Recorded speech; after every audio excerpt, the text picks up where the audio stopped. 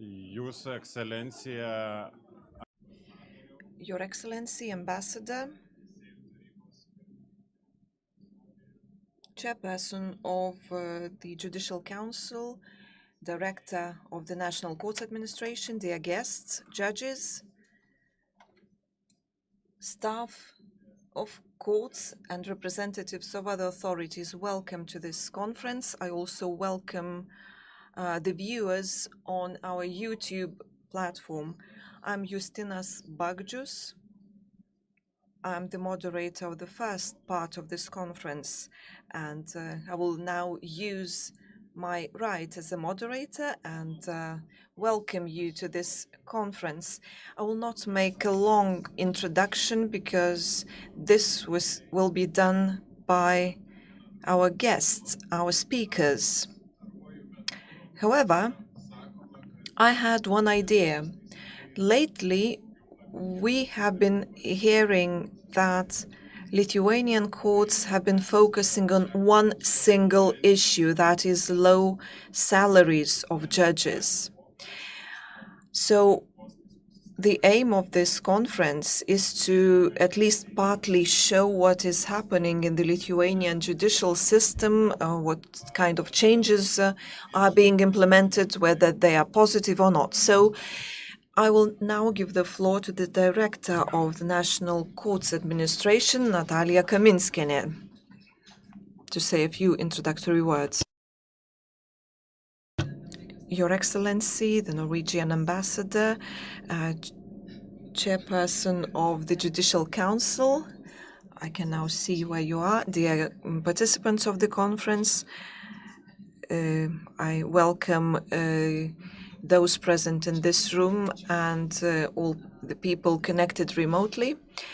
It is a great honor for me to open this conference because, as Justinas has said, we are going to talk about the changes in the judicial system over the last few years, the changes that already happened, and also forthcoming changes. I hope that once you hear about these changes, you will be able to draw your conclusions, whether this is a positive experience that could be shared with other countries, whether we have created anything useful that could be of interest to other countries, our neighboring countries, or countries further away. During this conference, we will present some very important results of our work. We will first speak about the model for the selection and evaluation of judges. I believe that this is a unique model which was developed together with organizational psychologists. So it is an advanced model. And the important thing is that today we're not going to speak about theoretical possibilities only. We will be in a position to present the first results of the implementation of this model because it has been in use for more than a year, and almost 100 people have tested this model. They have tested their personal characteristics and tried to see whether those who want to become presidents of courts have the necessary prerequisites. The second part is also important. We're going to present a study on the conduct of judicial proceedings, on the effective conduct of judicial proceedings. We will discuss how we can make judicial proceedings more effective, how we can meet the expectations and the requirements of the parties to the proceedings, how to increase customer satisfaction. I'm convinced that this conference is going to be interesting to you, but I should also mention those without whom the presentation of the results would have been impossible. So I would like to thank my Norwegian colleagues. We are in contact every day. We are sharing our experiences. So I would like to thank the Norwegian Court Administration, Ivar, Victor, Nikki, and other judges from Norway. I should also mention the Lithuanian experts, Adelsi, the Human Studies Center, Mykolas Romeris University. Thank you very much for your ideas, for your scientific advice. And it wouldn't be possible to present those results without the support of judges, Lithuanian judges who really want to work better. It would also not be possible without the support of the Judicial Council, because our judges support advanced and innovative ideas. And that study and the results would have been impossible without the excellent team of the National Courts Administration. Petras, Giedrė, Raminta, Justina, Jovita, Antanas, and many other people who were inspired by these ideas, supported these ideas, and developed them. And today we can be very happy with this conference and the excellent content of this conference.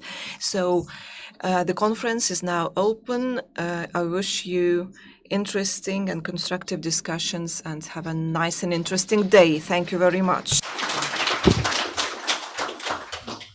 Dėkoju direktoriai už sveikinimą. Thank you to the director for the opening speech.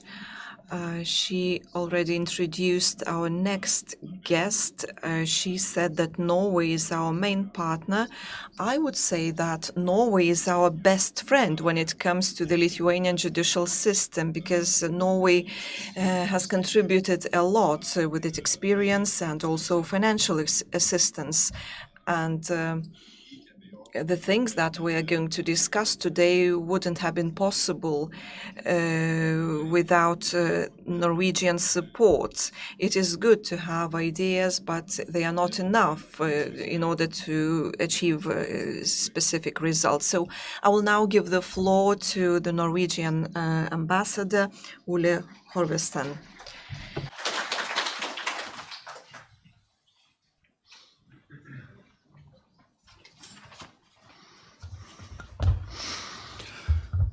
Good morning, everybody.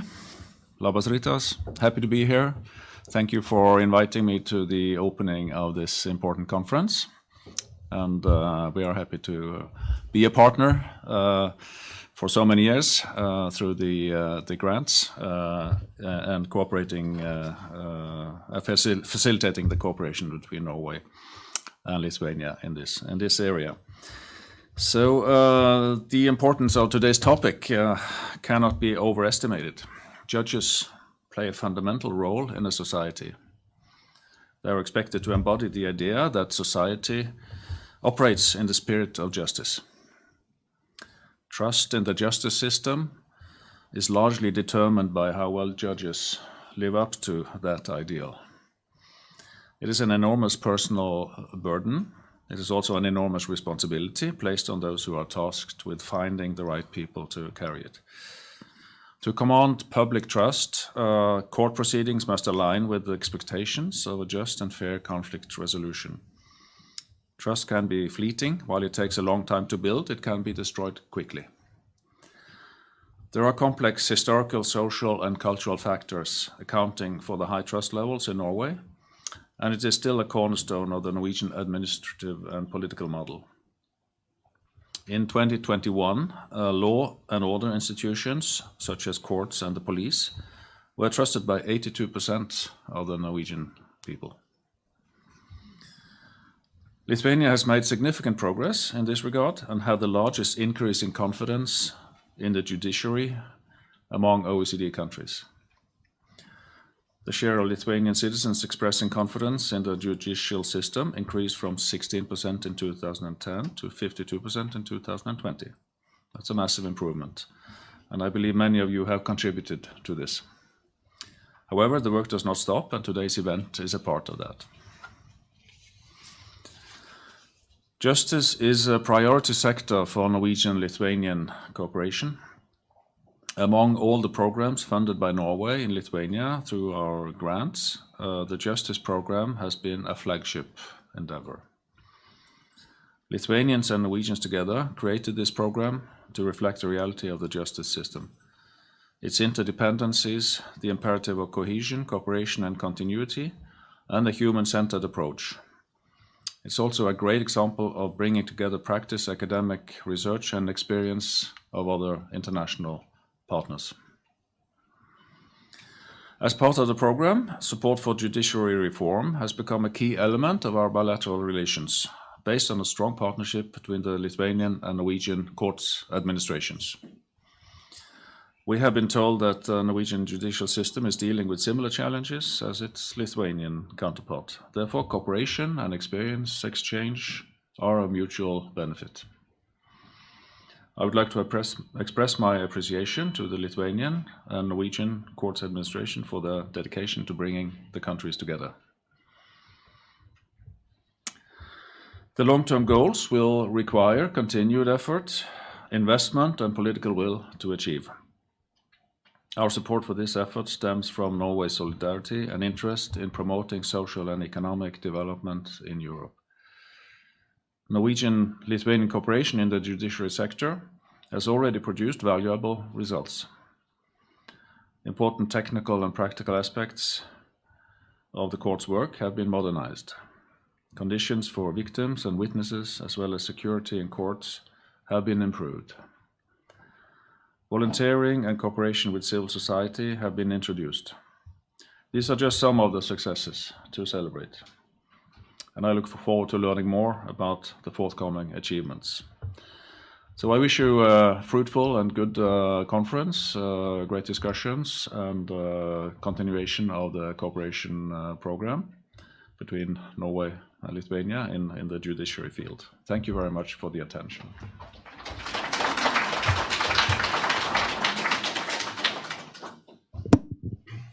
Dėkui ambasadoriui už gražius ir Thank you, Ambassador, for your inspiring opening words.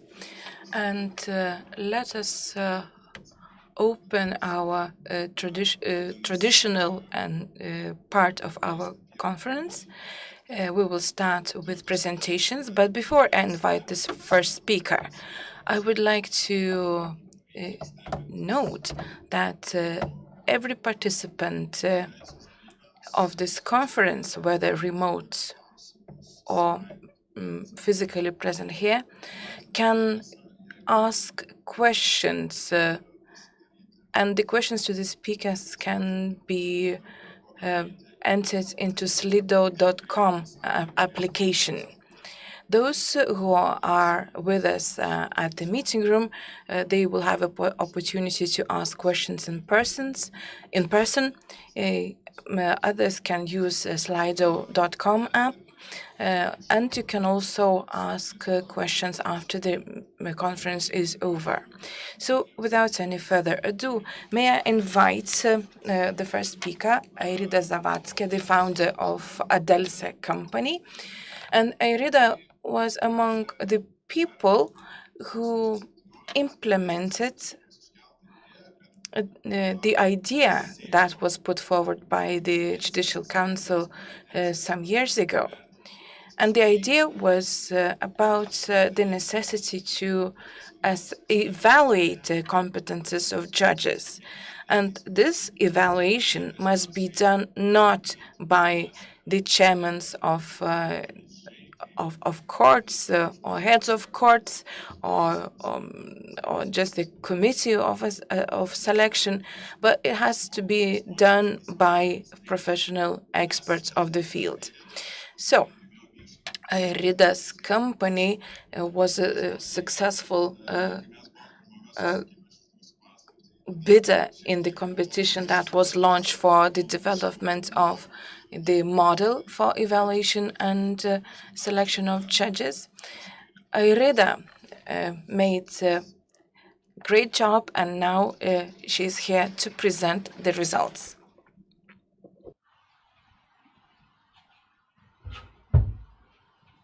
O čia Justinai parodysit kaip... O! Išmokau naudotis. Labą dieną. Tai kaip jūs... Good morning, ladies and gentlemen. Justinas has mentioned what we were contracted for, and it turned out to be a challenge, a great challenge. But today we have the model, and we have the opportunity to present the model as well as the results of its use. So in 2021, in July, we started working with the National Court Administration, creating the model. And it took us 6 months to create the model. And here on the slide, you can see the road that we covered together with the National Court Administration. We started from analyzing the current situation. We analyzed the models that exist in other countries. We created the model of competences and skills of judges and the heads of courts. We created the model of the selection and evaluation of judges, and also developed the methodology for the selection and evaluation. This model was already tried and tested by different consultants, and finally we have also proposed certain amendments to legislation. Well, I am only a part of the big team that worked in the project, together with PricewaterhouseCoopers, Adels, which provided majority of the human resources, and experts from the National Court Administration. And I thank you, the administration for all the efforts that they made, because without their cooperation, we would not have been able to achieve the results that we have today. The discussions were very valuable. So the key changes that resulted from after introduction of the model. Now, the competences are evaluated by external experts, but in order to have a successful evaluation, we need to define what we are measuring and how we do that. That's why we developed not only the model for assessment for the evaluation and selection, but also the methodology for the evaluation. And as part of this task, we also reviewed the criteria applicable to judges. Well, I will speak mostly about the model of competences, how it was put together. And what can we do with this model? Well, before that, I would like to remind you some definitions. We will talk about competences, and people may have different understanding of the word competence. So let's agree that competence in our context is a certain core quality of a person who is related with causal links to a certain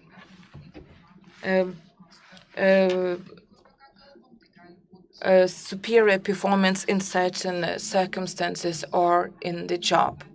That encompasses a lot of qualities, values, moral values, and a key aspect is that all these elements must have a causal relationship to the job that a person does. I may play guitar very well, but if I am applying for a position of a judge, my guitar playing skills will not be useful. So there must be a causal relationship between the skill and the job. And the major challenge that we faced during the development of this model is basically the fact that model has to be linked to the activity or to the tasks being performed. It must be very clear and also suitable for the job or tasks in question, because something that is good for everything is good for nothing. It has to be relevant to all the employees in the area. They must recognize that these competences and skills that are found in the model are useful in their job too. We also had to take into account the future developments future requirements. When we evaluating the candidates, we are also sending a message to the society and to the candidates of what is expected from them. So, to a certain extent, we are looking into the future. And one other thing that is necessary for a well-functioning model is the different elements that complete each other but not overlap. There must be no duplication of the qualification requirements. The model must be rational and easy to use.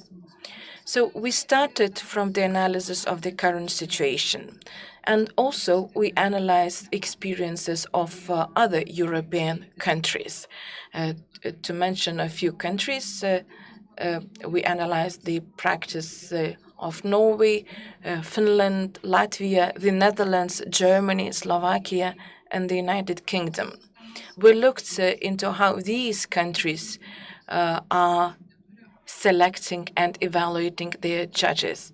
Some of these countries have very clearly defined models, others not. So we analyzed experiences and practices in other countries.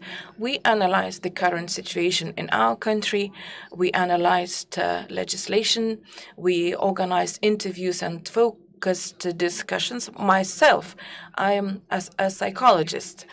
And, well, it was a challenge for me to read so much legislation. But every project brings something new and requires new skills.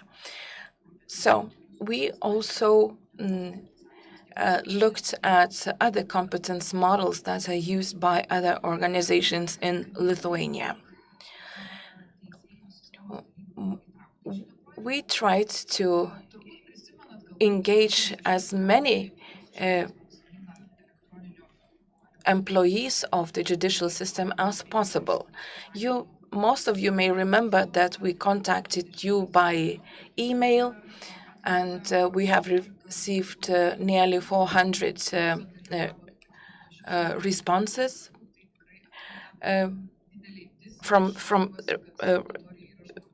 from our interviewees. We conducted 23 interviews and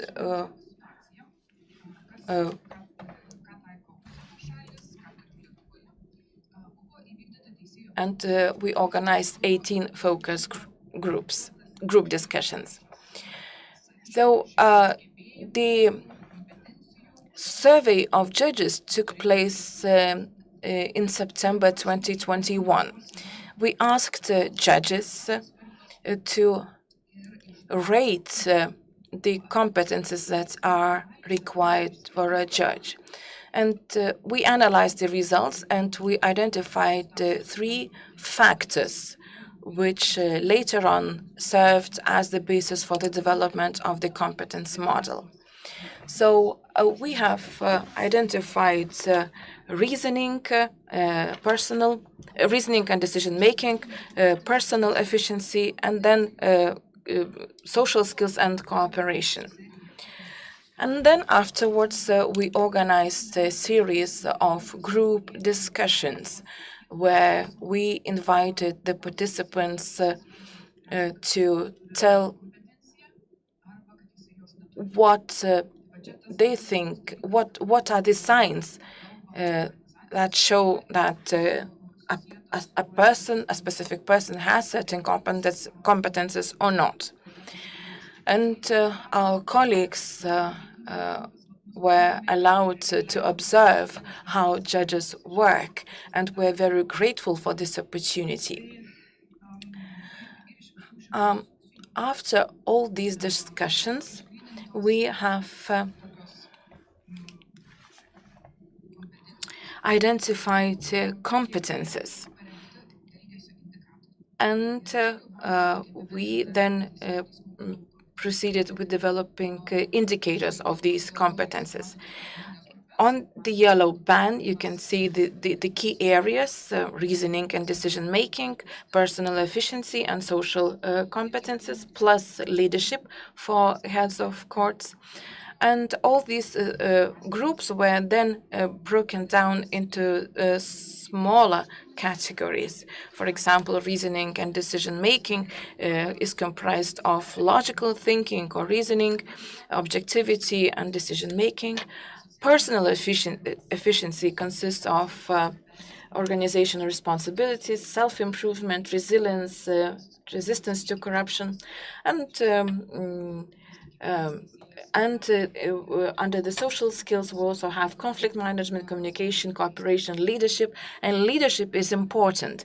Leadership is important for everyone, and it seems that the judge is expected to demonstrate leadership in his or her everyday work. And managerial skills, strategic thinking, performance, and performance management. So decision-making and conflict management, of course, these concepts may mean different things to different people. So in order to be, for all of us to be on the same page, we broke down all these competencies into further components. For example, decision-making consists of timely decisions, decisions that are made in good time, argumented decisions, assessment of the consequences of decisions, and personal responsibility for decisions. Then, basically, well, it doesn't mean, though, that this competence model is carved in stone. We perfectly understand that the competence model is a live organism. It may change, and therefore all the behavior indicators may change over time. Therefore, they have to be reviewed regularly. And behavior indicators are signs that show the judge has the necessary competence. We discussed a lot what the levels of these competences should be, and after lengthy discussions, we agreed that every judge, or rather, the requirements should be the same for all judges. We cannot tell, for example, that corruption or resistance to corruption can be of different levels. We expect judges to be resistant to corruption, and full stop. We don't talk about levels. But for certain competences, we basically said that we need to define a standard which has to be achieved by every single judge. And these standards consist of the things that we can objectively observe, such as the ability to provide the grounds for the decision. And like I said, all these competences are expected for all judges. So now we have the competence model. How can we perform evaluation? Well, if you have seen how judges work, perhaps you know already that it is easy to see whether the judge understands consciously understands what he or she is doing, whether he is capable to provide the grounds and motivate his decisions, and so on and so forth. But if we don't work with judges, of course, we need to evaluate their competences. For that, we need tools, and the tools were developed as part of this project. The tools are useful for everyone who has to evaluate the competence without having the possibility to observe the judge in the job while he's working.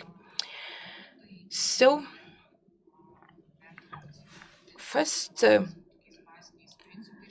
we have identified certain basic principles which require to show respect to the candidates, to be ethic, to be objective, and also to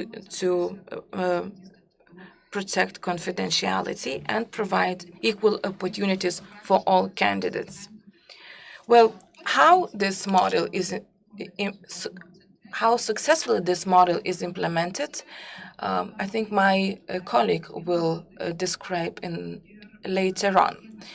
But according to our principles, each candidate has to be evaluated by at least 2 experts so that it would be possible to spot any discrepancies. And in fact, and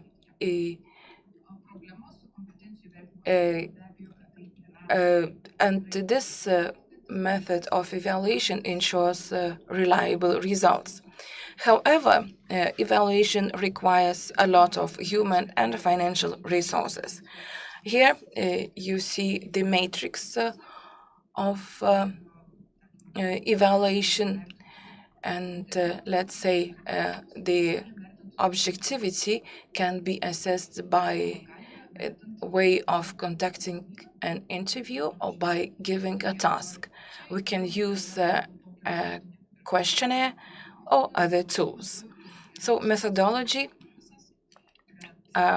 basically does not prescribe one single method. We have reached a compromise seeking to save some time for evaluation. And that's why we needed to make certain compromises. And to finish my presentation, well, evaluation of competences according to the competence model is just one small part of the overall assessment, because the candidates have to be assessed as a whole. His cognitive skills, personal skills, experience, and values.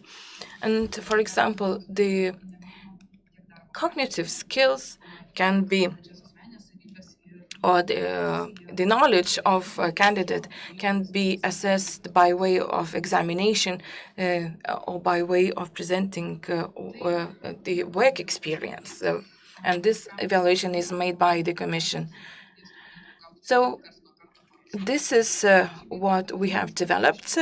This is all I had to say for this presentation. But if you have any questions, you can always contact me and ask questions later on. Thank you. Turim žmogų, kurį galim kaltinti, jeigu kažkas yra ne taip padaryta, bet aš manau, kad viskas gerai. Thank you, Airida. Thank you very much. It's very good to know that we have a person whom we can address with all sorts of questions.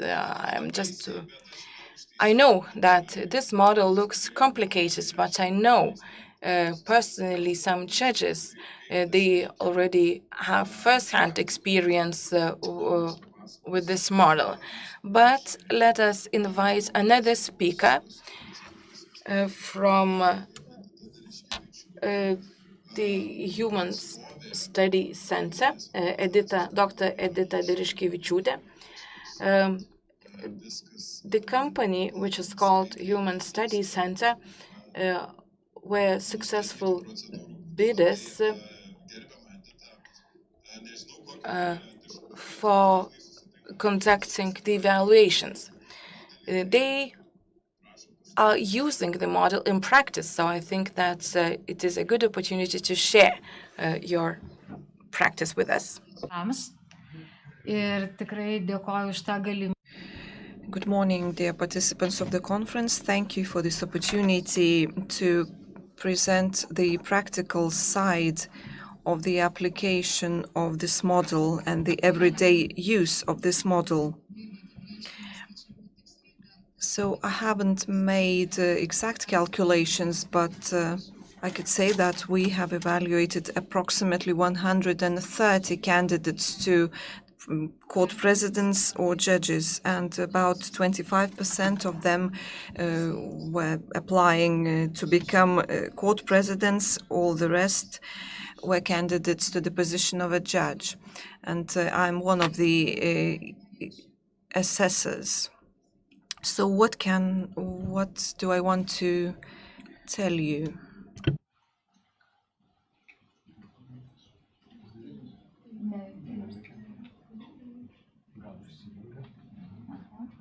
Atsiprašau, neveikia. Puiku. Puiku.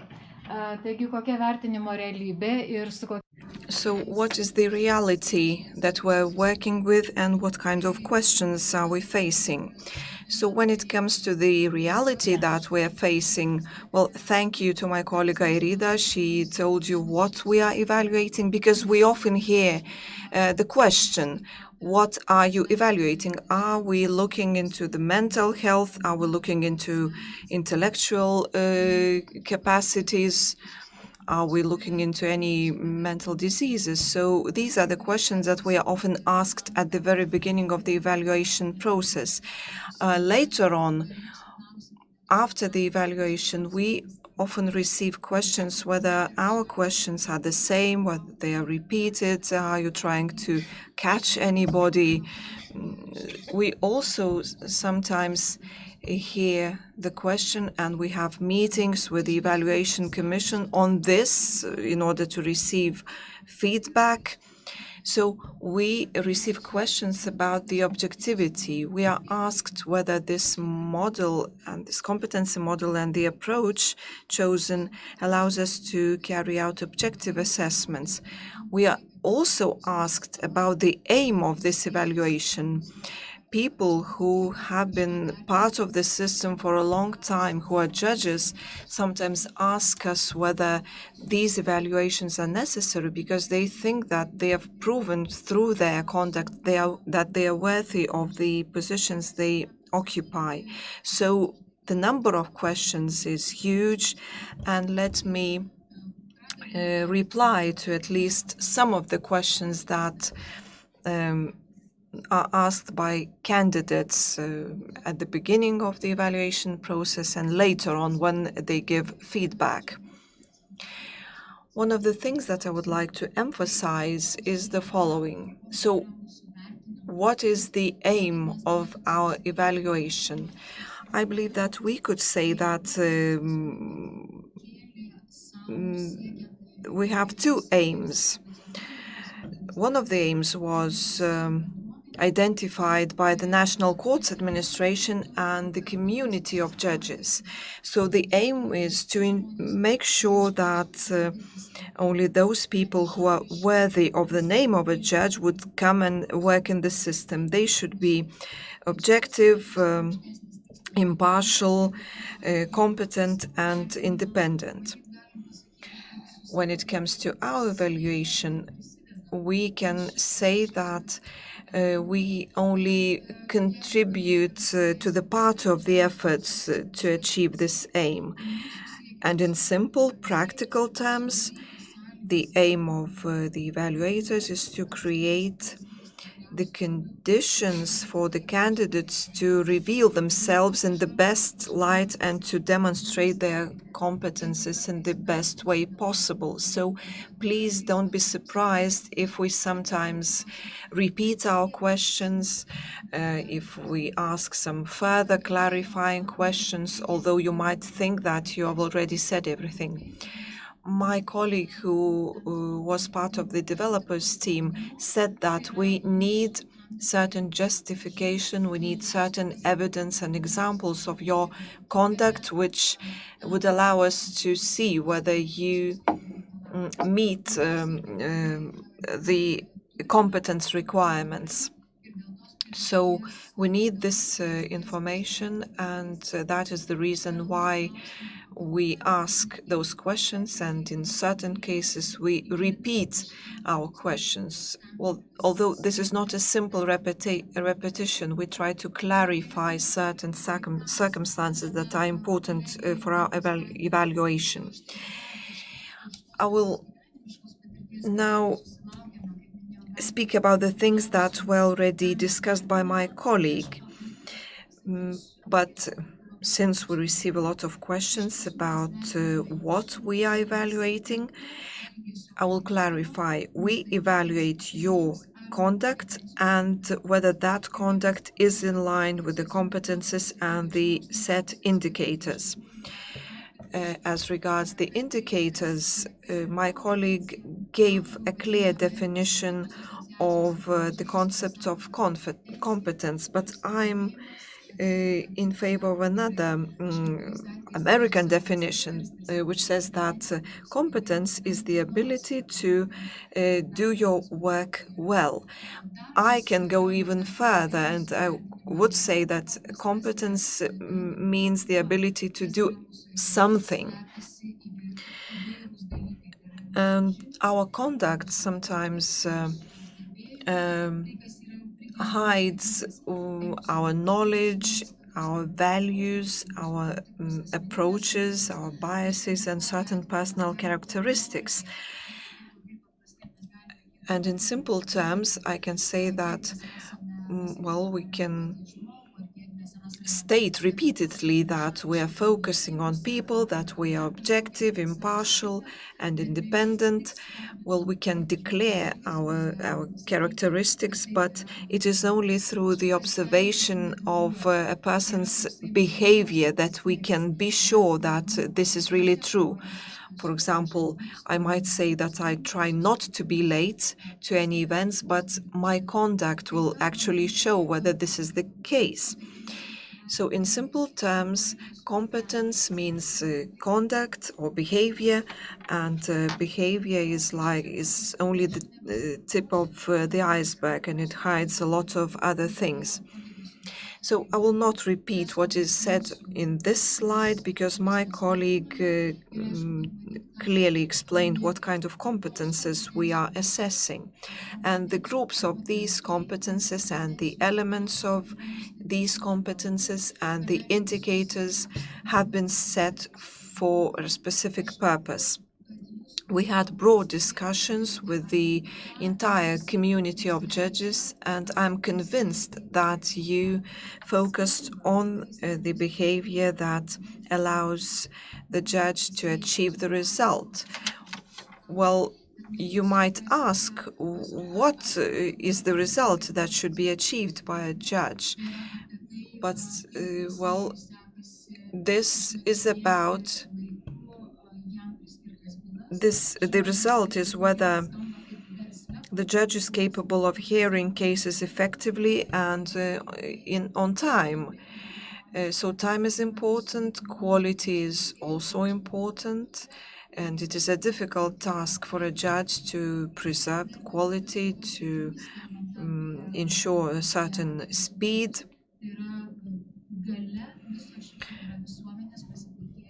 And, well, this result then determines the trust by society. So I would like to emphasize that indicators related to competence are not an aim in itself. They are important to achieve results not only for individual judges, but the entire community. This is an extract from the competence model. It includes the necessary elements and the indicators. And now, speaking in more practical terms, if we try to calculate what we are assessing during our meetings with judges, If we are evaluating the personal characteristics of judges, this is related to 10 competences, but it is broken down into 39 components. That is why we ask you so many questions. Some of the questions are similar, but they are not repeated, and the questions have been prepared in the way so that we can not only see your general competence, but so that we could focus on every individual component. This is a challenge, and I will speak about it more broadly later. So we have a conversation with judges, an interview with the judges. When it comes to candidates to the post of a judge, the interview lasts 90 minutes. If the person is running for the position of the president of the court, we talk to him or her for more than 2 hours. But this time is necessary in order for us to carry out the evaluation, and this is also an opportunity for you to demonstrate your abilities. So the next question related to certain challenges and possible solutions. One of the natural questions which is asked is whether this assessment is objective. So I'm now trying to think of a correct way to answer this question. Probably the correct answer would be that we are doing everything we can to make sure that our assessment is as objective as possible. But those who have some psychological knowledge, or those who are dealing with people in courtrooms, you know that whenever you have two persons, you will have slightly different perceptions, impressions, etc.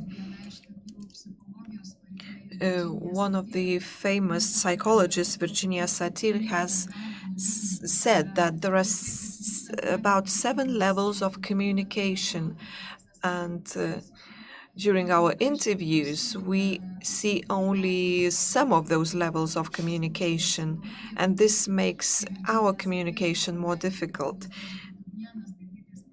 And Virginia Satir says that one of the examples of the levels of communication is the intent.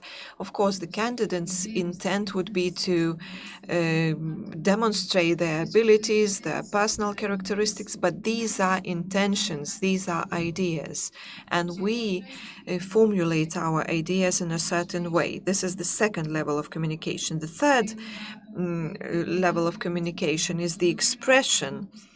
We also have the listener, the person who listens. So the question is what that person hears, how he or she understands what is being said, and whether this is done in a conscious or subconscious way. That person usually interprets what he or she hears through their own experiences.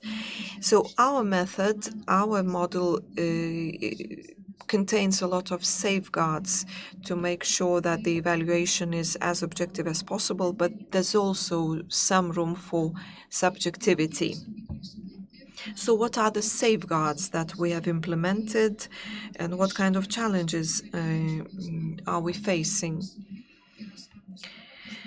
So when it comes to safeguards, a few things are important. First, selection criteria, then methods, and the evaluation of candidates. As far as selection criteria are concerned, we need to talk about objectivity and accuracy. We cannot choose just any criteria. Criteria should be clearly related to success in work, to the performance. Well, my colleague has told you about the long scientific way that they undertook while developing this model. And I believe that after some time, this competence model will have to be reviewed, because we might see that not every criterion is important or needed. Not every criterion will be related to performance and will be valid.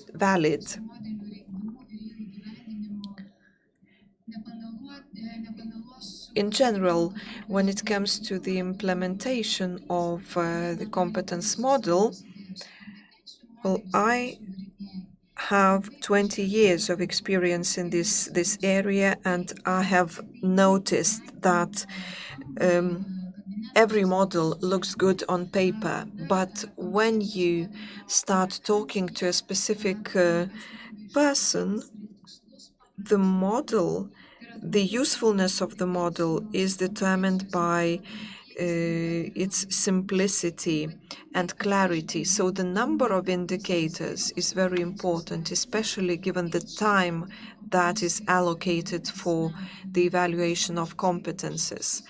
And of course, we can have various models, but we must understand that there is a need for certain compromises, and based on our practical experience, we know that the fewer indicators you have, the deeper you can go, and this will result a better and more substantiated evaluation. Because if we have a lot of indicators, we will need a lot of time for the person to reveal their competences.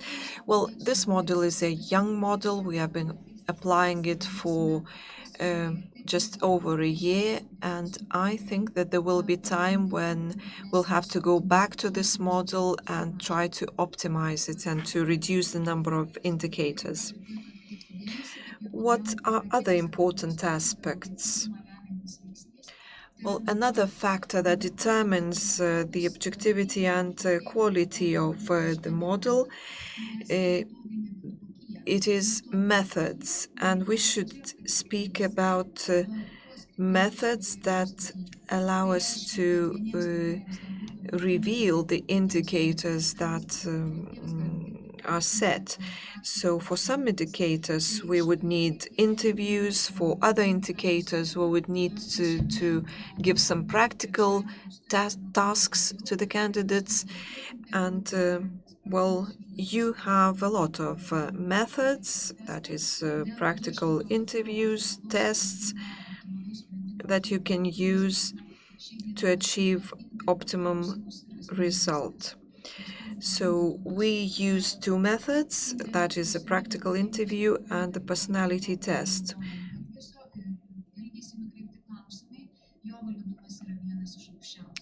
And practical interview, a structured interview, is the method that has the highest validity.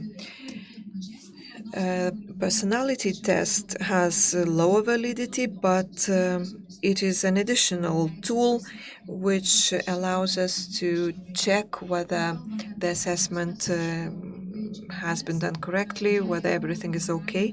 And validity is very important, and it is very good to have several methods to evaluate the same competence. Whenever competence is assessed by using two methods, this reduces the probability of errors. But of course, we sometimes see that the replies given during the interview go in one direction, and the personality test reveals a different picture. Another important element and factor is the assessor. We now have two assessors. One meets you in person in the interview room, and another assessor performs an evaluation later after listening to the recording. so that second person does not see you, and the two assessors give their evaluations separately without consulting each other. And we have a certain margin of discretion if we see that the assessors give very different opinions. Well, we haven't faced the situation yet, but we would discuss this situation. We would provide arguments why one or another assessor made a specific decision. The majority of evaluations are now remote evaluations. I believe that there have been only a few in-person meetings. Of course, this was influenced by the pandemic, by COVID-19, but in order to ensure the economy of the procedure, we are continuing with remote assessments. But of course, this deprives us of the possibility of receiving certain non-verbal information like gestures and other visual clues. Well, assessors have different opinions, but my personal opinion would be that in-person interviews are a better tool. So these are the safeguards. We also follow other principles that were mentioned by the authors of this model. We try to make sure that our assessments are substantiated, that they are impartial and objective. Of course, as I said before, even if we keep to the requirements in the best way possible, if we take into account all the factors that contribute to the quality of the assessment, some subjectivity is still possible. During the remaining time, I would like to say a few words about the possibilities of improvement. And when talking about this, I will present several alternatives. So the first alternative would be not to improve anything, because the model is a young one, and 130 evaluations is a rather small number. If we let this model live its life without any modifications, and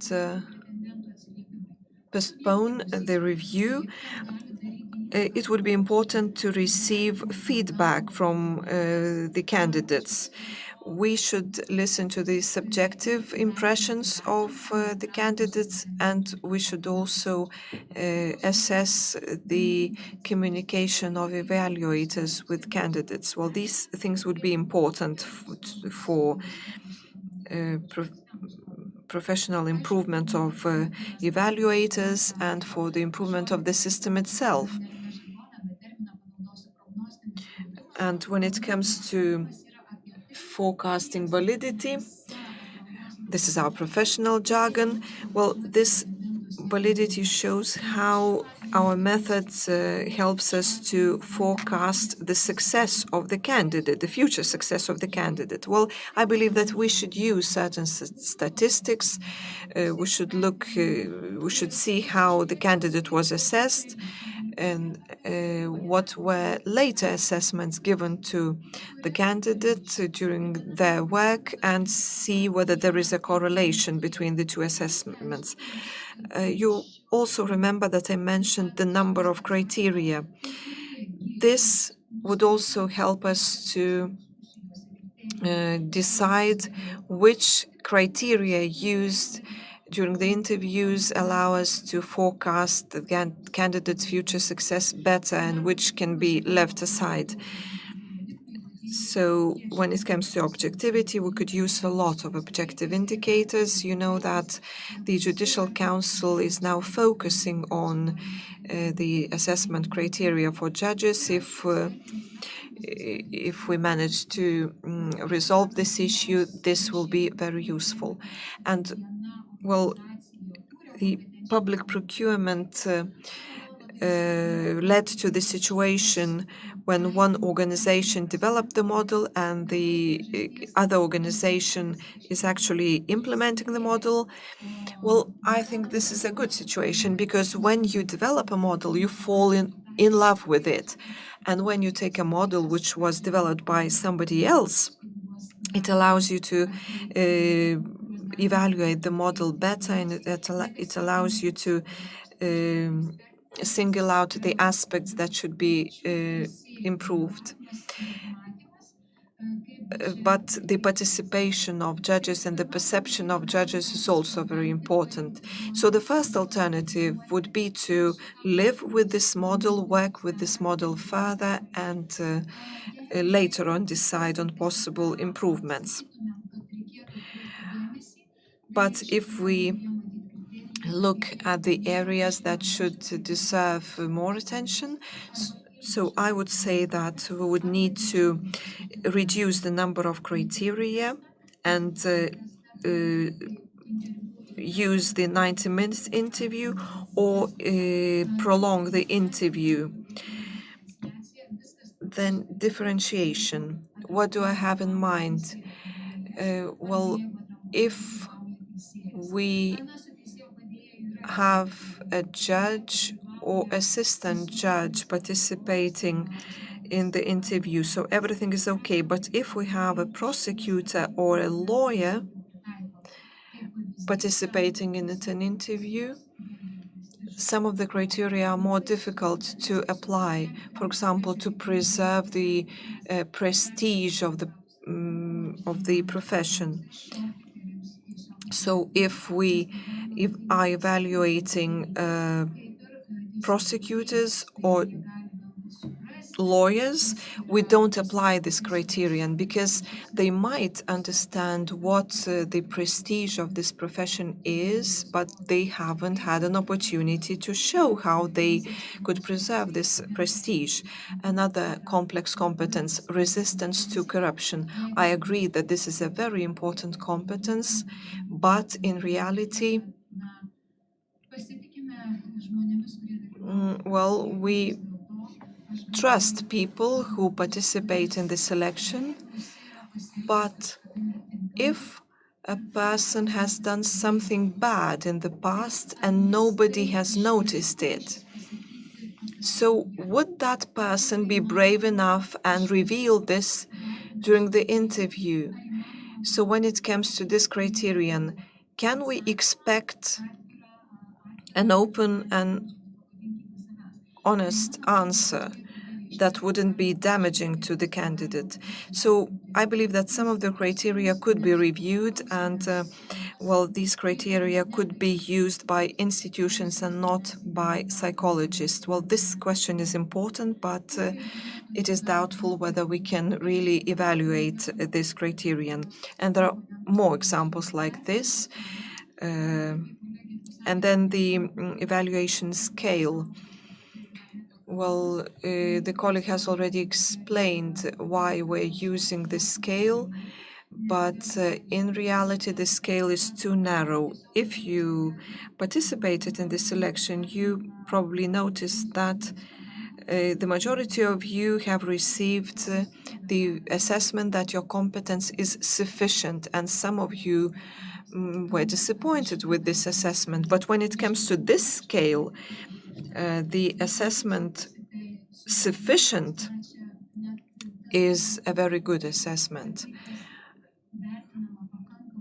So if the competence is of a sufficient level, and if a person is applying for a high-ranking position and has 10 years of experience while working as a judge, so this is one thing, but we might also have a person who was an an assistant to the judge and is now applying to the position of a judge.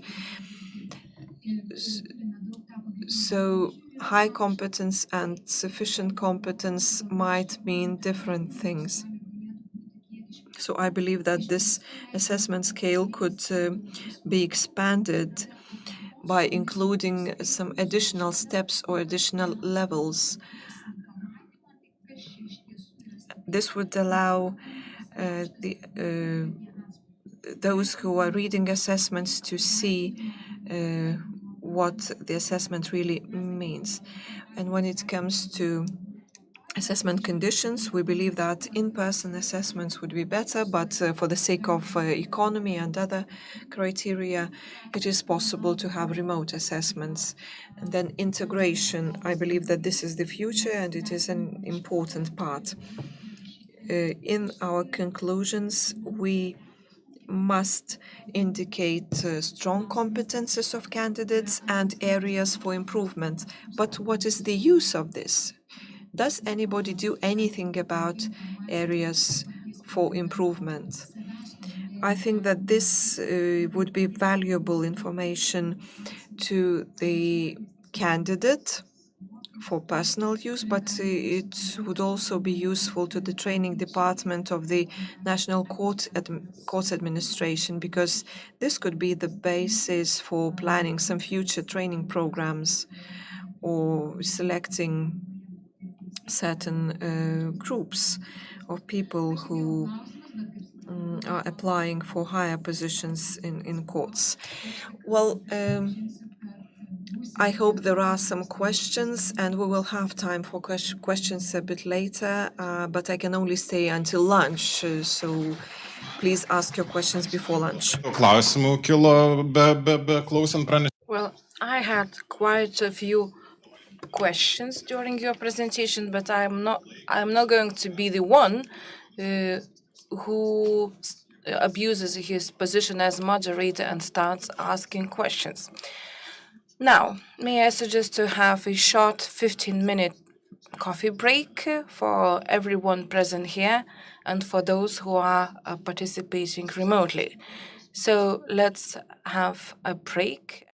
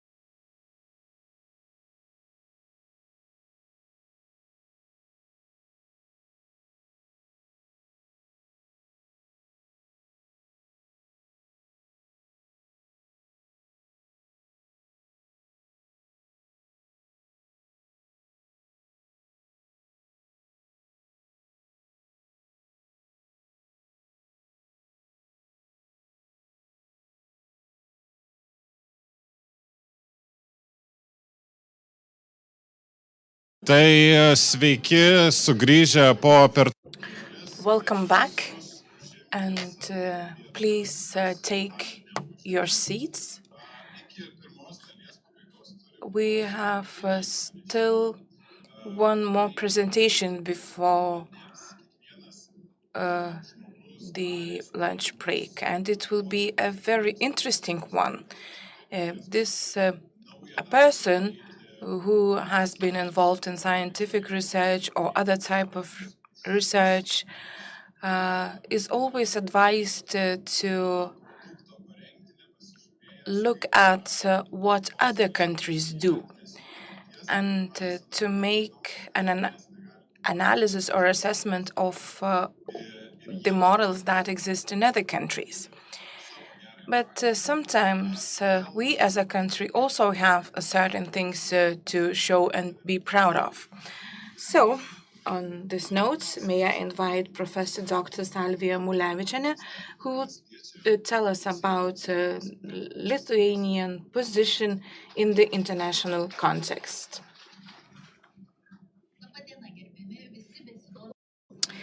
Good morning, ladies and gentlemen, everyone who is interested in the judicial system reform and in the prosperity of the judicial system. Today, I'm going to talk about what we are, what we have to show to other countries, what we have developed, and what we can show as a good example to others. And we conducted a comparative analysis on the judicial reforms in different countries. Judicial reforms are nowadays very popular in many countries. Some countries have advanced a lot, other countries have only started thinking about judicial reforms. In some countries, these reforms are more formal, in other countries less formal. But in my presentation, I will talk in simple terms what are the reforms, why certain elements, for example, transparency is so important. And transparency indeed is crucial because transparency plays a role when not only when selecting the judges or evaluating the judges, but also for building the trust in the judicial system. Transparency is important for judges themselves when how they perceive the entire judicial system through transparency, whether they trust the system of appointing judges, and so on and so forth. So Lithuania in this area clearly has something to give. And in my presentation, I will talk about the trends that exist in the EU and outside the EU countries. And as part of my presentation, I will try to show the Lithuanian model and to what extent the Lithuanian model corresponds or aligns with the European trends. The National Court Administration is a witness that we have received delegations from different countries, from the EU and outside the EU, from Albania and other countries, who came to Lithuania, who were introduced to our model, and they were surprised to see that a system of such complexity is already functioning in Lithuania. So let's have a look at the sources. There are two sources from which we can learn. First is the good practices and our mistakes. We can learn from mistakes of our own, but of course it's always better to learn from mistakes that were made by somebody else. So let's talk about the things where we have advanced rather well, and about the things that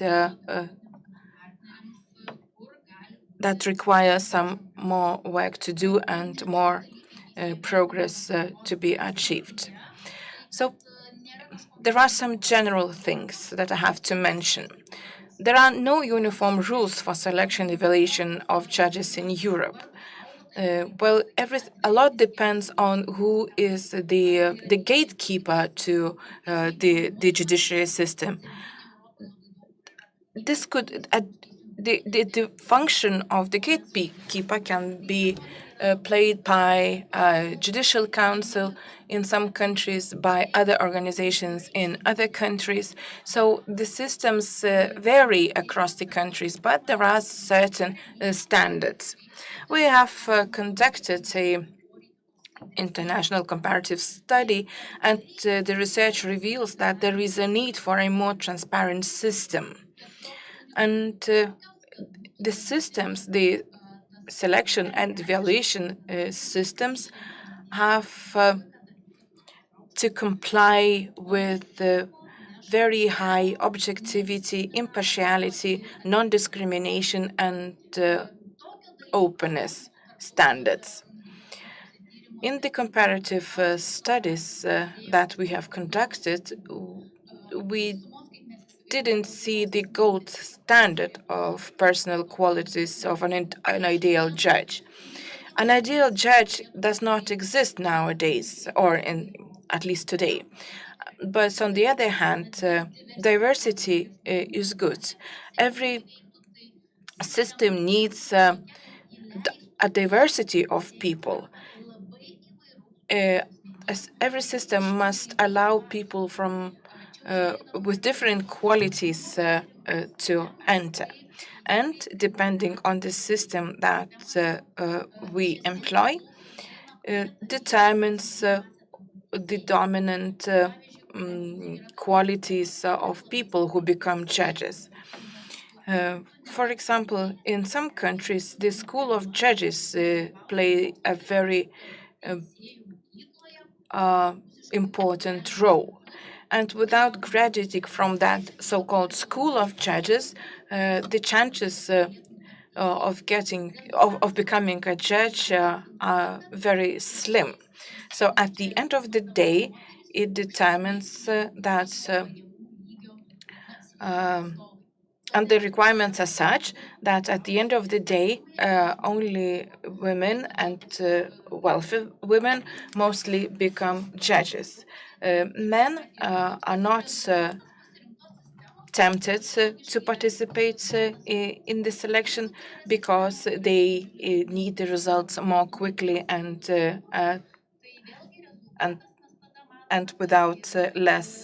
with less effort. So it seems that advantages given is to those people who have already certain links with the judicial systems. For example, you can be an assistant judge and have better chances to become a judge. So the systems are different, and when we try to implement selection models in practice, we need to to look at what people we are selecting through this model. We should not strive at getting a homogeneous population of judges. Let's say 95% of judges are from wealthy background, from Vilnius area, and male. We need to have a model that gives equal opportunities for everyone to become a judge. Well, one more aspect that I would like to draw your attention to is the model that was introduced. The model itself is very innovative and advanced, but it does not operate without people. We can have the best rules in the world, but if we don't have people who want to become candidates, then the system becomes too expensive. The system is expensive as such. So we only need to make sure that we select the best people of the whole pool. So if we have 3, 5, well, if we have only 3 positions in 5 courts, if we don't have people from a pool of candidates from which we can select the judges, then we will not be able to fill the positions. That's why we also need to think about the ways how to attract candidates. So theoretically, the model is okay as it is, but now we need to think about the demand and supply, how to get judges interested. So let's go back to the research. We analyzed the selection phase in different countries, and different countries have identified eligibility criteria as the first step or as an entering step into the system. But, well, among these criteria is often integrity and resistance to corruption requirement. The integrity requirement is not a personal quality. It's either you have it or not. Either you have integrity or you don't. And if you don't pass this criteria, then there is no point in assessing your ability to make decisions. We are not interested in the decision-making skills of a person who is prone to corruption.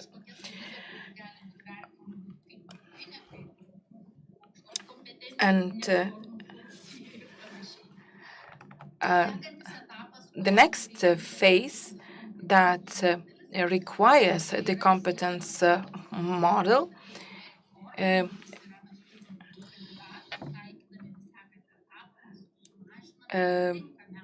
is the selection phase. So we have a pool of candidates, and we are filtering those candidates to select the best. This model, as well as motivational mechanisms,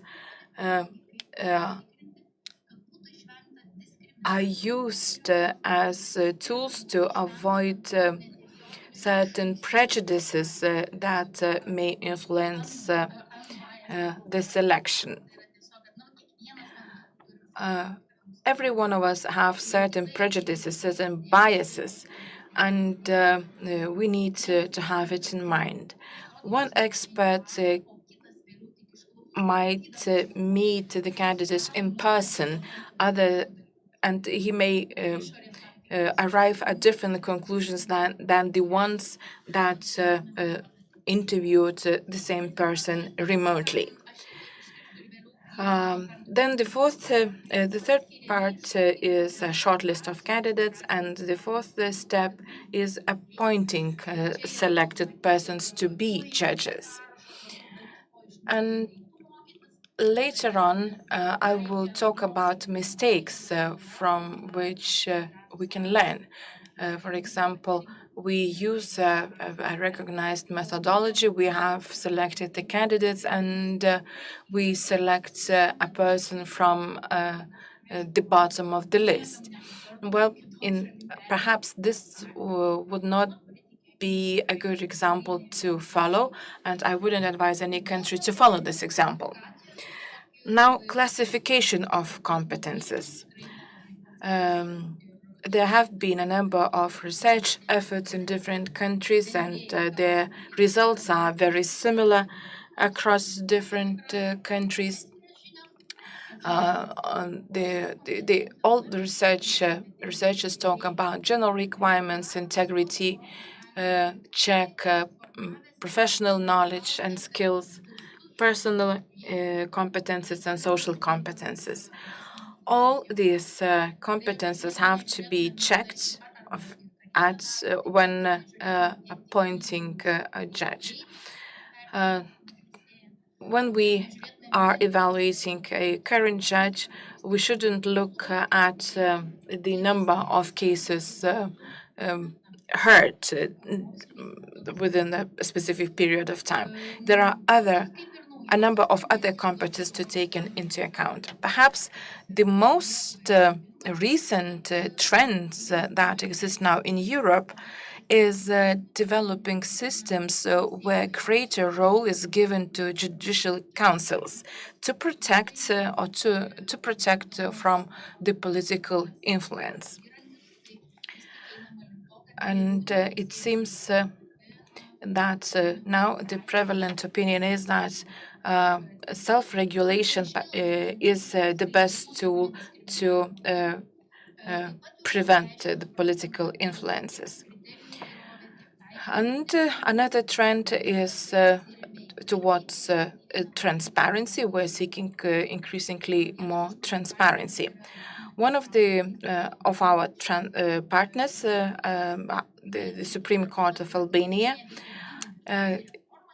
they are now implementing reforms in their country, and they have created a number of rules which look very nice on paper, but they haven't been able to implement those rules in practice. And the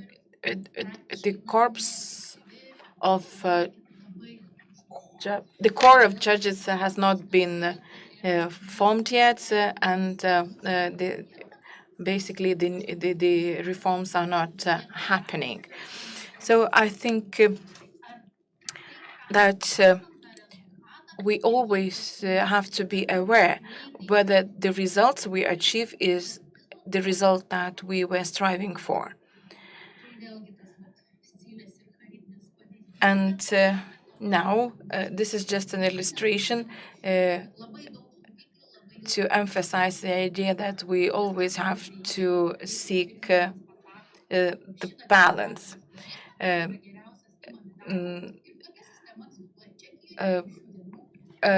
We always want cases to be heard very quickly, and this was achieved by the Czech judicial system. They have a very quickly working selection model, but the drawback of the system is that judges themselves, although being appointed very quickly, they don't have any idea whether they have been selected for the position in a clear and transparent way. So if we compare the situation to the Lithuanian case, I think that in terms of transparency, we are a flagman and an example to follow to many countries. So these are the main questions to be asked and answered when evaluating the selection system. This list is not exhaustive, but later on I will give you an example of the Lithuanian model and demonstrate to what extent it answers these questions. So first of all, we have to ask ourselves which model is the most suitable for us. Is it a closed model? Is it an open competitive model? And there have been cases in other countries where judges were in the past, judges were not even aware that they are being considered for the position of a judge. So how the person gets to know or gets into the radar for selection and evaluation. In Lithuania, we don't consider, not at the moment, at least at the moment, we don't consider the career of a judge to be the highest point, career point of a lawyer. Very often, judges, the current judges, started as assistant judges, as lawyers or counselors, and the recognition model, recognition judiciary model is not working in Lithuania. But what works for Lithuania is open competitive model, whereby people are invited to apply for the position without any invitation. It is very important to actively pursue, or rather, it is very important to have an open model, but it is equally important to make sure that people are aware of the opportunities. Or in other words, we need somehow to spread the word about the different opportunities and possibilities for judges to apply. Perhaps we need to attract certain people of certain age, to see whether experienced counselors are interested in becoming judges. And in other words, we need to develop an attractive system. We can discuss this issue later on. So then we have questions that help to assess the benefits of the system at hand. You will see what we have already achieved in Lithuania.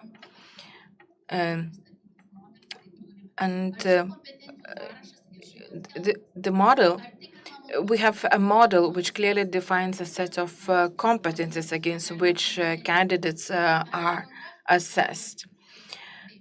We need to ask ourselves whether the selection procedures are transparent, whether they are using the latest know-how, whether the persons who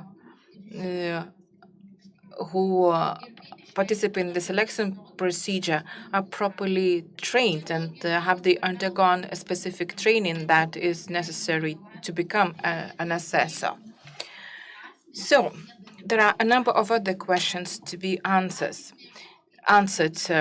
but perhaps one of the most important things is that the selectors themselves are transparent and unbiased. We saw in the press, for example, a judge dancing tango, a female judge dancing tango. So perhaps this is not suitable for me as a selector or evaluator. But if it were a male judge, it would be okay for me. So let's try to have a look at ourselves and decide whether we have certain biases that may undermine the process of selection.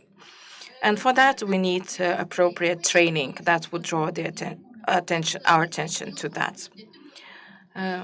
Long and complicated procedures mean that the best lawyers will avoid applying for the position.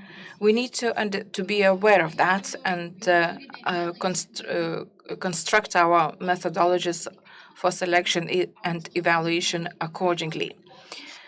Of course, we do need to set high standards, but on the other hand, we always have this very formal step, which is a test for the candidates that doesn't test any cognitive skills or competences. In the Netherlands, this kind of test is the first step in the selection process. We do it because they have even the specialized tests that determine the IQ of judges. Judges need to have high IQ. Then the practical tests to see what are the practical skills of a judge.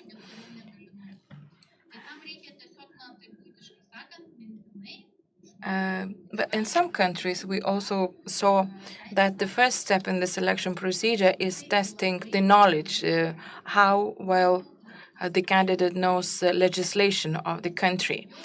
Basically, it's a memory test, but if the candidate is an experienced lawyer, he already knows laws, perhaps not by heart, but he knows the laws, and there is no need for the candidate to go back and start learning the laws again. So that step then becomes reluctant. This is an extract from our checklist that we are using. And here you see an example how some of the questions that I have mentioned can be answered. Well, my subjective opinion is that Lithuania on many of the questions is assessed positively. Of course, there is always room for improvement. There are certain areas where further progress is needed. And it is very important, therefore.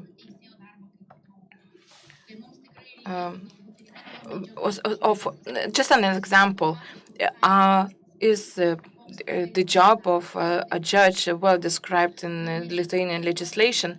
Well, I think that this area, in this area, we still need some progress to be made. We need some clearer definitions.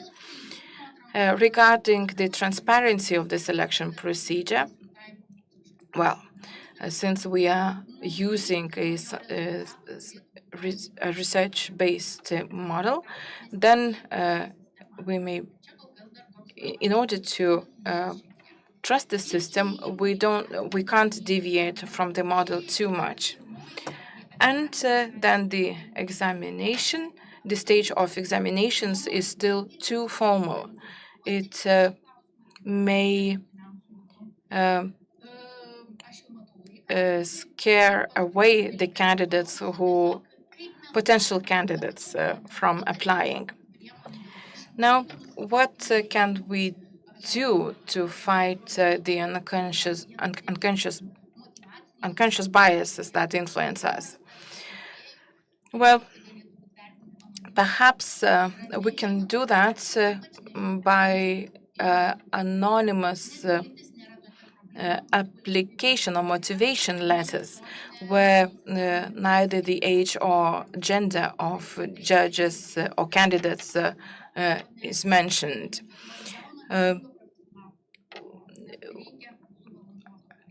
We need to have a balanced pool of judges. And anonymous motivation letters could be a very good tool to achieve that. So we need to think of the ways how to attract people from different age groups and from different with different experiences to become judges. But there are challenges in achieving those objectives. The system itself is not attractive for experienced lawyers, and the salary level is not satisfactory. Young people are not interested in dedicating their lives to very hard work at low salaries. Now, another project, this project is still in progress. It is called a judge project. The project one of the outcomes of the project will be a self-assessment checklist that could be used by the judges. And we believe that it will be very useful in all jurisdictions. Thank you very much. I would like to ask you to stay for a bit longer because we now have a very important moment in time. For those connected remotely, I would like to remind you that you can ask your questions by using the Slido platform. But I, as a moderator, will ask some questions first. So when it comes to the selection system, I'm very interested in the status of the selection commission and the principles on the basis of which this commission is formed. Well, in Lithuania, this selection commission is not a body within the judicial system. It is an institution which is selected by the president, and this commission has an advisory function, but the advice and recommendations provided by that commission to the president are not binding. I haven't seen any other country where this selection commission would be formed on the basis of the participation of a minority of judges. So what is your opinion about the composition of our selection commissions? Well, I'm a pragmatist, so I'm okay with these principles because I believe that we need to look at how that commission functions. That commission could work perfectly if some of the members are judges. Well, it would be good to have more non-judges than judges, but the fact that the commission consists of members of the society too, because it gives it more credibility. This ensures greater trust in the system and in the commission. Well, judges are selected in order to serve the society and meet our expectations. So if that commission works properly, if it recognizes results, it is good. If not, it can provide its arguments. So this model can function perfectly well. Well, there are countries where all the decisions are made by the executive power, and in our view, this is not a good system. What would happen if the prime minister would appoint all the judges? So our model is operational and even in accordance with the case law of the Court of Human Rights.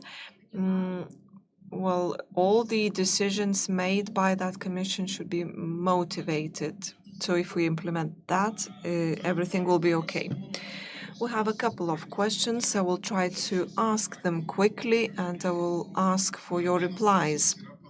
One of the questions is similar to the question that I had when I listened to the presentation by Edita. The question was, shouldn't judges' competences be assessed at least once in 5 years, not only during their recruitment, because the competences might worsen over time? I would like to say that the law provides for the period of validity of the assessment, that is 5 years, or a judge might ask for an re-evaluation in 3 years. But the focus of that question was, could competences worsen? Could they deteriorate? Well, I would like to supplement this question and ask the following. So if we have a judge whose competences have been evaluated, can those competences change in the way that it would require another evaluation? Well, assessment is related to conduct and practices. So if a person is learning, the person is changing. I could take the assessment, the evaluation, annual evaluation of civil servants. So that evaluation is performed every year. You might ask whether this is really necessary.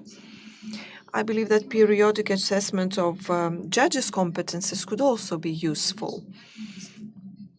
Well, assessment of competences is a very strict wording. I think that our approach towards this assessment should change. We're not talking about a certain disciplinary measure or scoring the judge's work. Such approach would not be a good one. But if we look at the assessment as a way to improve things, this would be useful. Thank you for your reply. One more interesting question. Have you checked the possibility of concealing one's true competences while preparing for the interview. That is, a person might be taught how to reply to certain questions.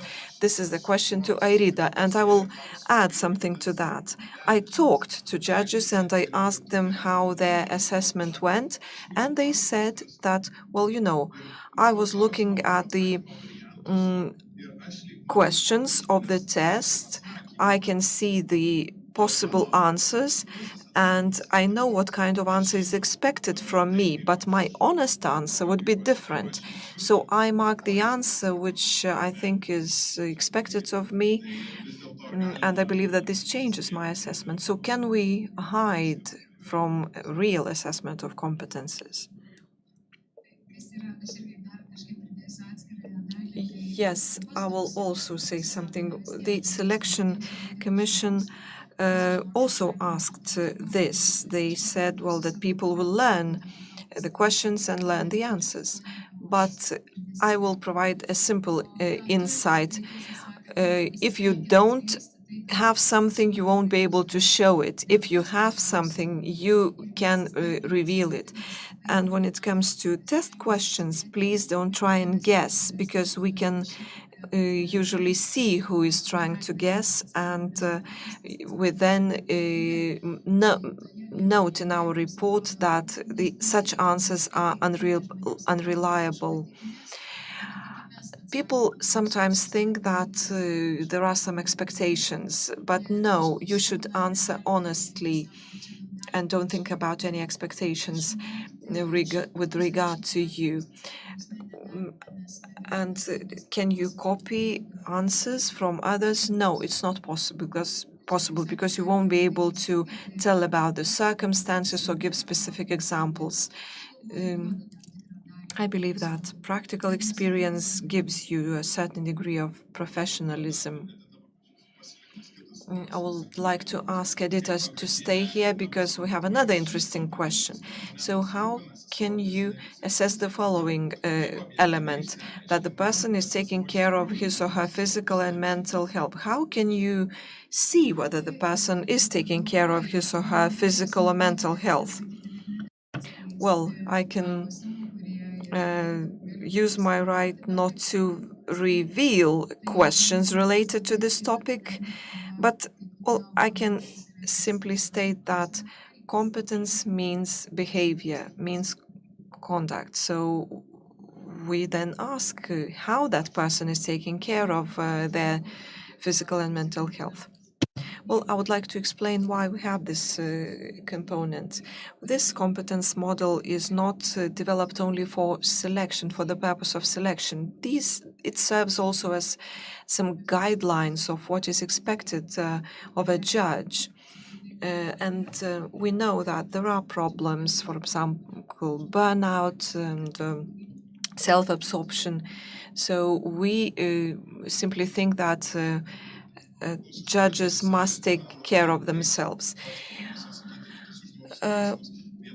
Okay, let's ask more questions. Well, there was a question whether this competence assessment should take place before a judge's exam, but, well, this is a paid service, so we don't think that would be logical to assess the candidates' competences before they pass the judge's exam.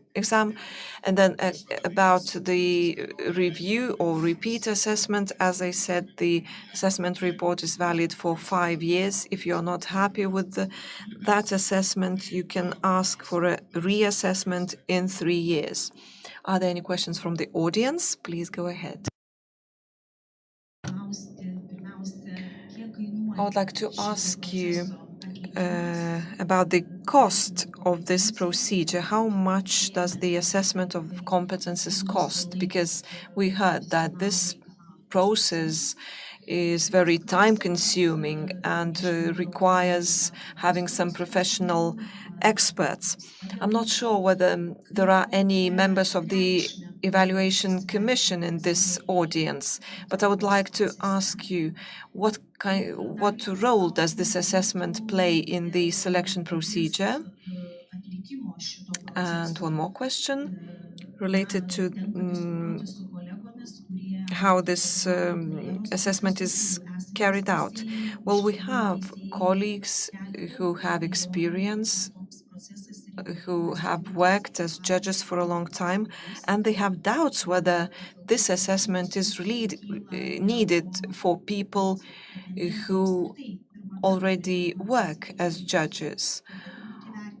Well, there is agreement that first-time candidates should be evaluated, and also judges who want to occupy a higher position should also be evaluated. So what is the main objective of this evaluation? Well, we know that judges in any courts must have the highest possible competences to carry out their duties. So what is the objective of this assessment whenever judges try to seek higher positions? Well, I'm not sure who can reply. I will try to reflect on the last part of the question, because that question arose when we were developing the model. So should we apply this competence model to first-time candidates or junior candidates, or should it be applied to judges who want to rise through the ranks? The main objective was objectivity, so we decided not to categorize candidates. For example, to subject some candidates to professional evaluation, and when it comes to judges who have been working for a long time,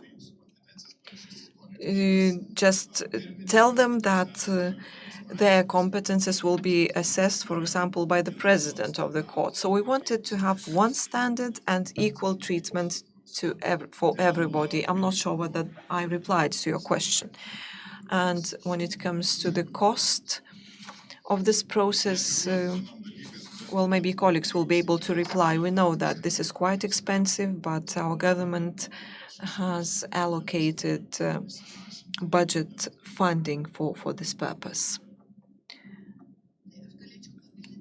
Well, I can tell you that expert services are bought via public procurement. This is a service bought on the market, and the annual cost is about 120,000 euro. We also had a question about experiences. Well, I asked you about the meaning of this assessment, this evaluation for judges, because I've heard some doubts from my colleagues whether this is really justified. Yes, we have Skirgailė Žalimene. She is one of the members of the Evaluation Commission, a former member of the Evaluation Commission, and she applied this model in practice. Well, I'm no longer a member of the Evaluation Commission, but I can tell you about my experience. I remember how that model was introduced, and before assessment reports, before that model, the members of the Evaluation Commission would carry out assessments themselves. And it was very difficult because we simply had an interview to assess the competences of candidates, and we also had recommendations from the current supervisor or the potential supervisor regarding that candidate. And there were various options. For example, well, we considered the possibility to have scores, but we decided not to follow that model. So this competence model became an additional source of information. So while I was part of the commission, the members of that commission found that model very useful, a helpful tool, because well, the judges and the members of the public were not competent enough to assess those aspects themselves. Okay, so it's about, we are about to have lunch, but I know that there is one more question from the Supreme Court, the head of the Criminal Cases Division. Well, I have a comment rather than a question. We are discussing the competence model now, and well, in essence, competence means a person's ability to carry out the work well, and that competence consists of both professional and personal elements. So I would like to say that this model is very useful for assessing psychological characteristics of a person. We also have professional assessment. We have specialized methodologies to assess professional competences. Thank you. Thank you for this clarification. Thank you to those who followed the first part of the conference. I would like to encourage you to come back after lunch, because we are going to focus on practical issues relevant to the work of judges and experiences of people who visit courts. So we are now going to have a lunch break. We are stopping our broadcast, and I would like to invite all the participants in this room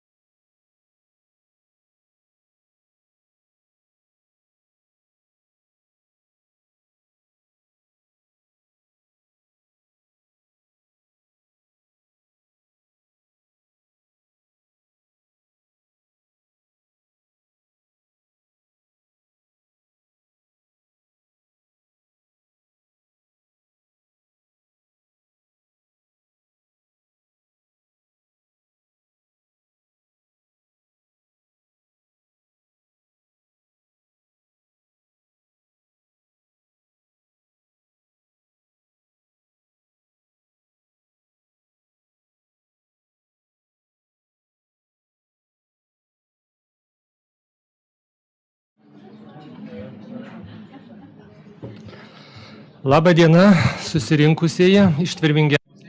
Good afternoon.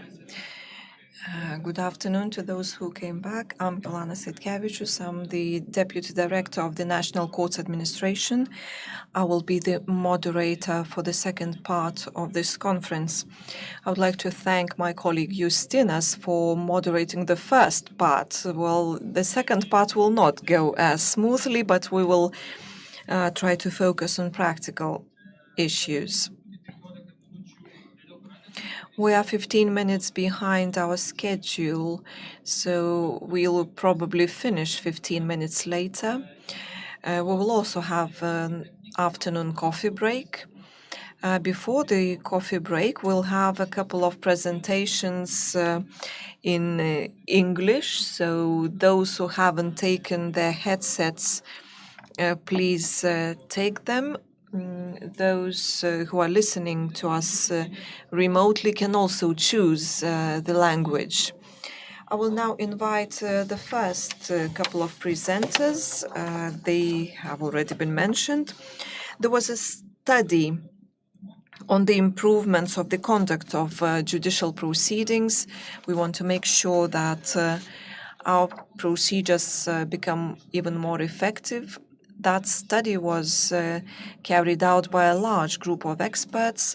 We will invite a couple of them to present that study, the process of the study, and the results. So I would now like to invite Dr. Marijus Šalčius and Associate Professor Jolanta Zajančiauskienė from Mykolas Riomeris University.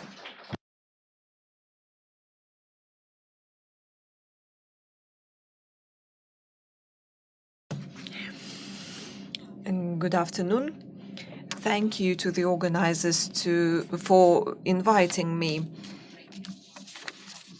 The results of this study were presented last year, but it is always a good thing to share the results that were achieved together with my colleagues. Well, our group wasn't as large as the moderator said.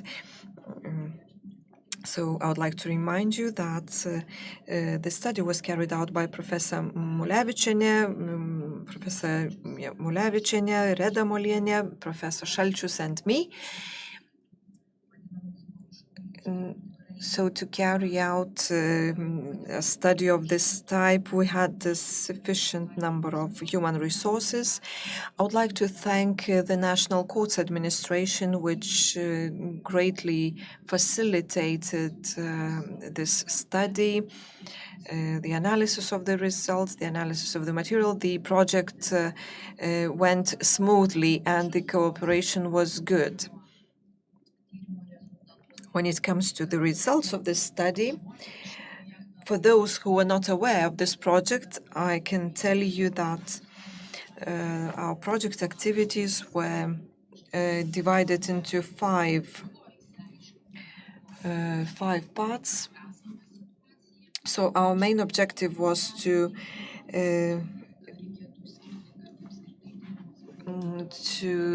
analyze the current situation.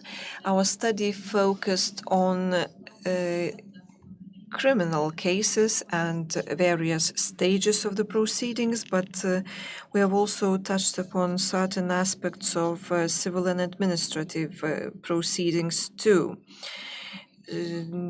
So we focused on national aspects. And part 3 of the project was related to the situation in some foreign countries. We wanted to draw some examples of best practice from other countries. The results are presented in the form of recommendations. We have also presented certain proposals regarding legislation. Our experts formulated their recommendations and conclusions, and provided certain insights and tried to foresee certain trends. We also indicated the areas where more research is needed. So in addition to the legislative analysis, we held some structured interviews. We had focus groups.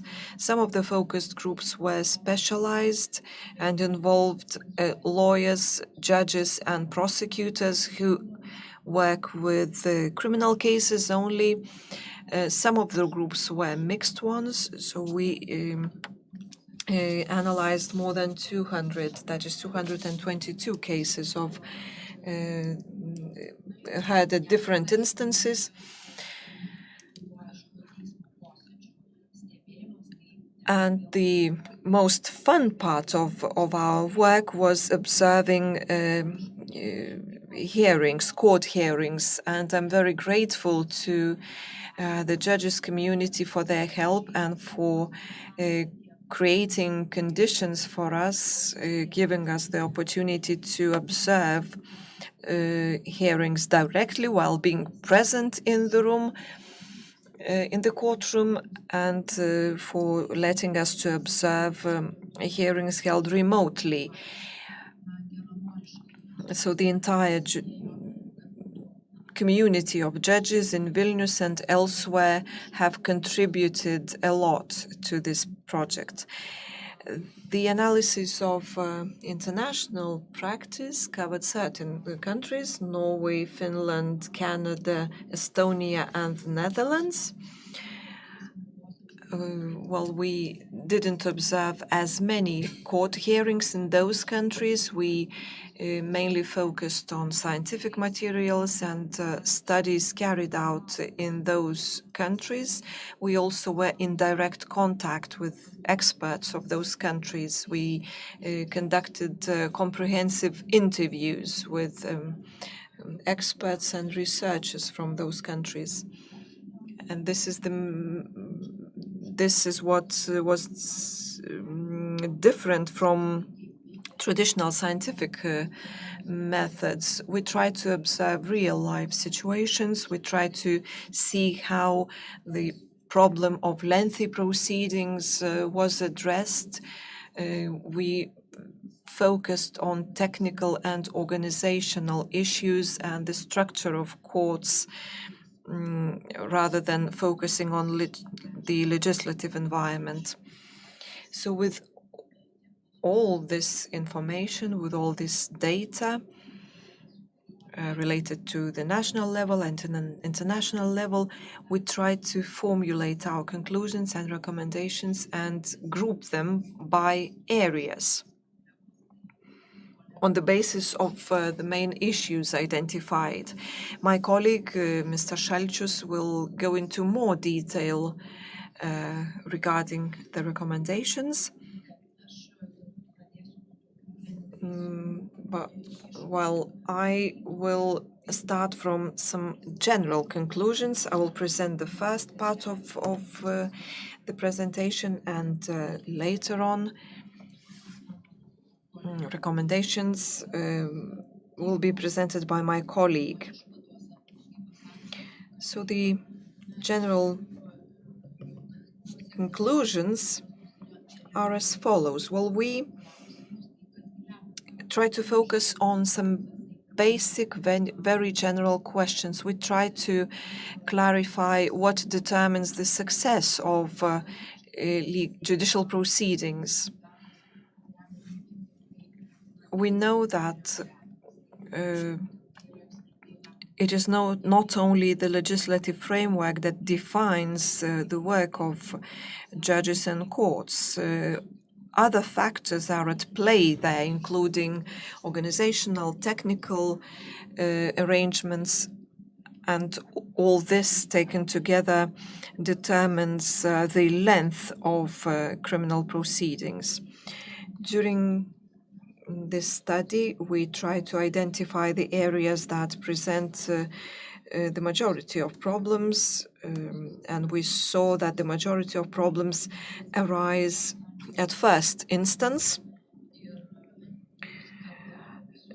We try to see when those problems mainly arise, so they are mainly related to large-scale, voluminous criminal cases that involve several or many defendants, which consist of large amounts of materials, information. So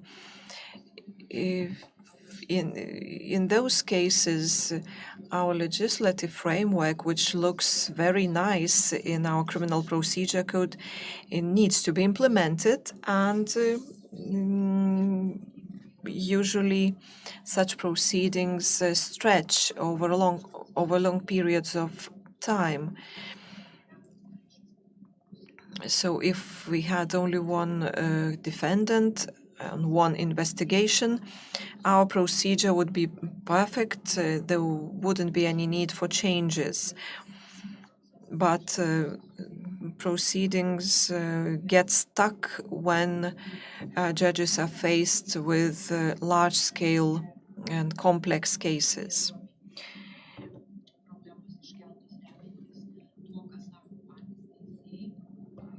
So we based our findings on the information provided by judges, prosecutors, and other stakeholders. We obtained this information during structural interviews, and we tried to see what should be done to make hearing of large complex cases faster and easier, how we could ensure the optimum use of human resources and other resources. So what are the determining factors for an effective work of a judge? So we need to create the relevant appropriate conditions for a judge, so that the judge is relieved from any organizational, technical issues. A judge should be given very favorable conditions, technical and organizational conditions, so that the judge can focus on the aspects of the case only, especially when we are talking about large-scale complex cases. We also try to see, on the basis of the analysis of case materials and on the basis of observations made during hearings, well, we saw that there is a need for thorough preparation on the part of the judges. There is a need to be familiar with the materials, with the documents of the case. If the judge fails to do so, fails to prepare in advance, this has an influence on the duration of the proceedings. And a lot of attention should be paid to the competence of judges. Some work has already been done as regards evaluation and selection of judges. There have been a lot of changes, and I hope that these changes will be for the better. And the first part of the conference focused on that. We heard what kind of changes we were talking about and why they are being implemented. Judges do face challenges. This is felt very strongly in the judges community, and the prestige of the judges profession and attracting other skilled employees to courts, finding good assistance is a real issue. As regards the legal regulation, the model provided for under the Criminal Procedure Code contains very strong safeguards related to human rights, and we can't implement revolutionary changes in the system. Therefore, we focused on certain formalistic requirements which add to the duration of the proceedings. My colleague will go into more detail regarding this issue. Well, I think that my slides are stuck. No, everything is working.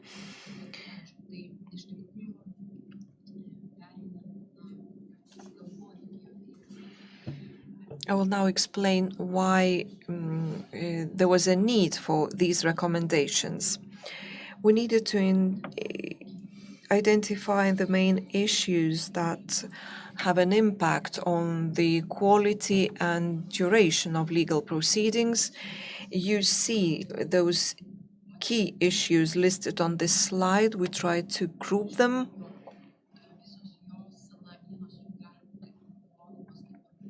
Some of the issues can be considered to be organizational issues or issues related to legislation, but other issues are complex ones, and we would need a lot of organizational, financial, and managerial resources to address those issues. And the reform has to be comprehensive. We cannot tweak only certain parts of the system. There is a need for a comprehensive approach here. The main parties to the proceedings, the main participants of the proceedings, that is judges, defense lawyers, and prosecutors,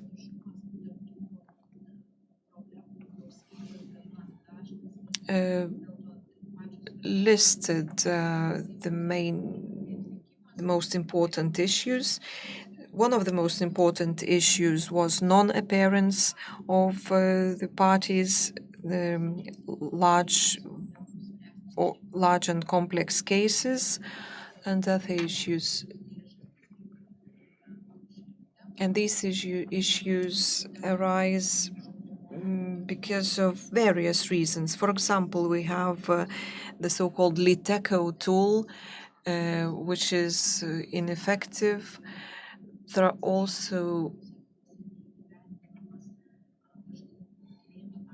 there's also a failure to implement breaks during hearings. The issue of non-appearance was mainly related to COVID-19 pandemic. Another issue is the appointment of lawyers under the state-funded legal aid system. The appointment of such lawyers takes a long time.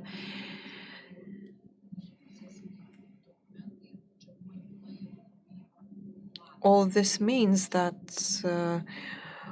well, we are dealing with very broad and large-scale documents.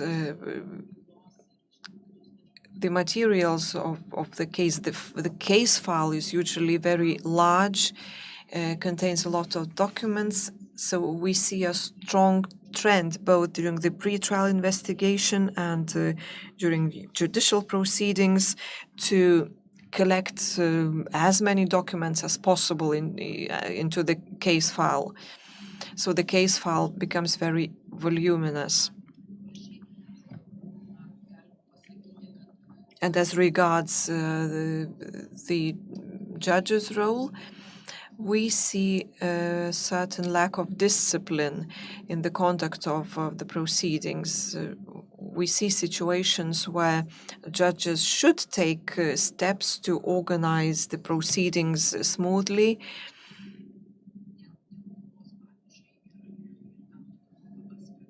but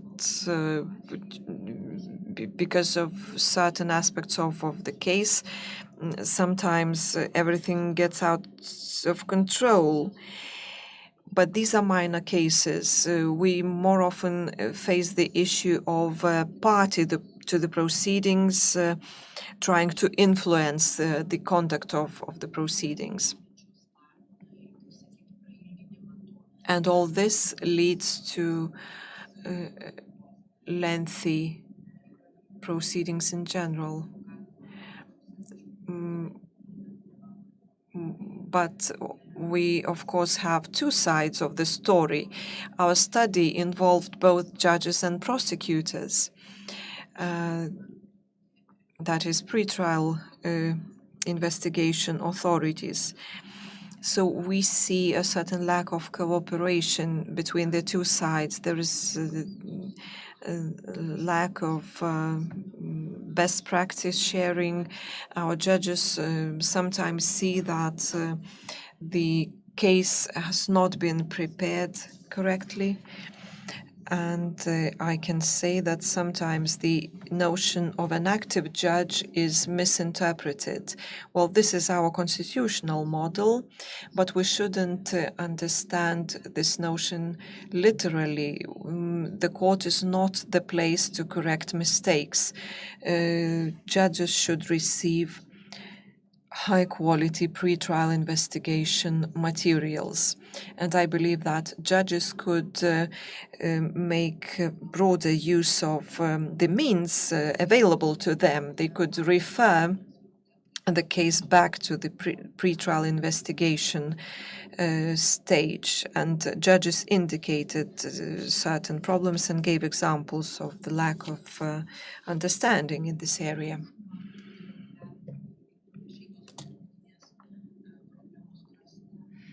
Now,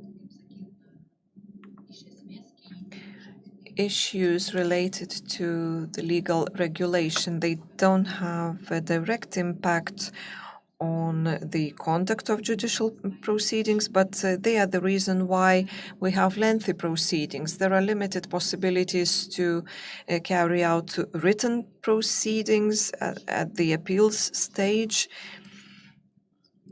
The written procedure is used quite rarely, it is seldomly used. There are other factors that prolong the proceedings, for example, reading out the indictment or reading out the entire case file during a court hearing. So I believe that there is a need for legislative changes. When it comes to simplified proceedings, we have one simplified procedure, that is the so-called penal order, which allows us to shorten the trial proceedings. And this is a written procedure. And based on the experience of other countries, I believe it is time once again for Lithuania to think about new forms of simplified procedures. So this is the end of the analysis of the current situation. We identified the issues that I told you about, and they were also mentioned by the participants of the study. The second part of our study was observing hearings, and my colleague Marius, will present conclusions and recommendations. Thank you very much.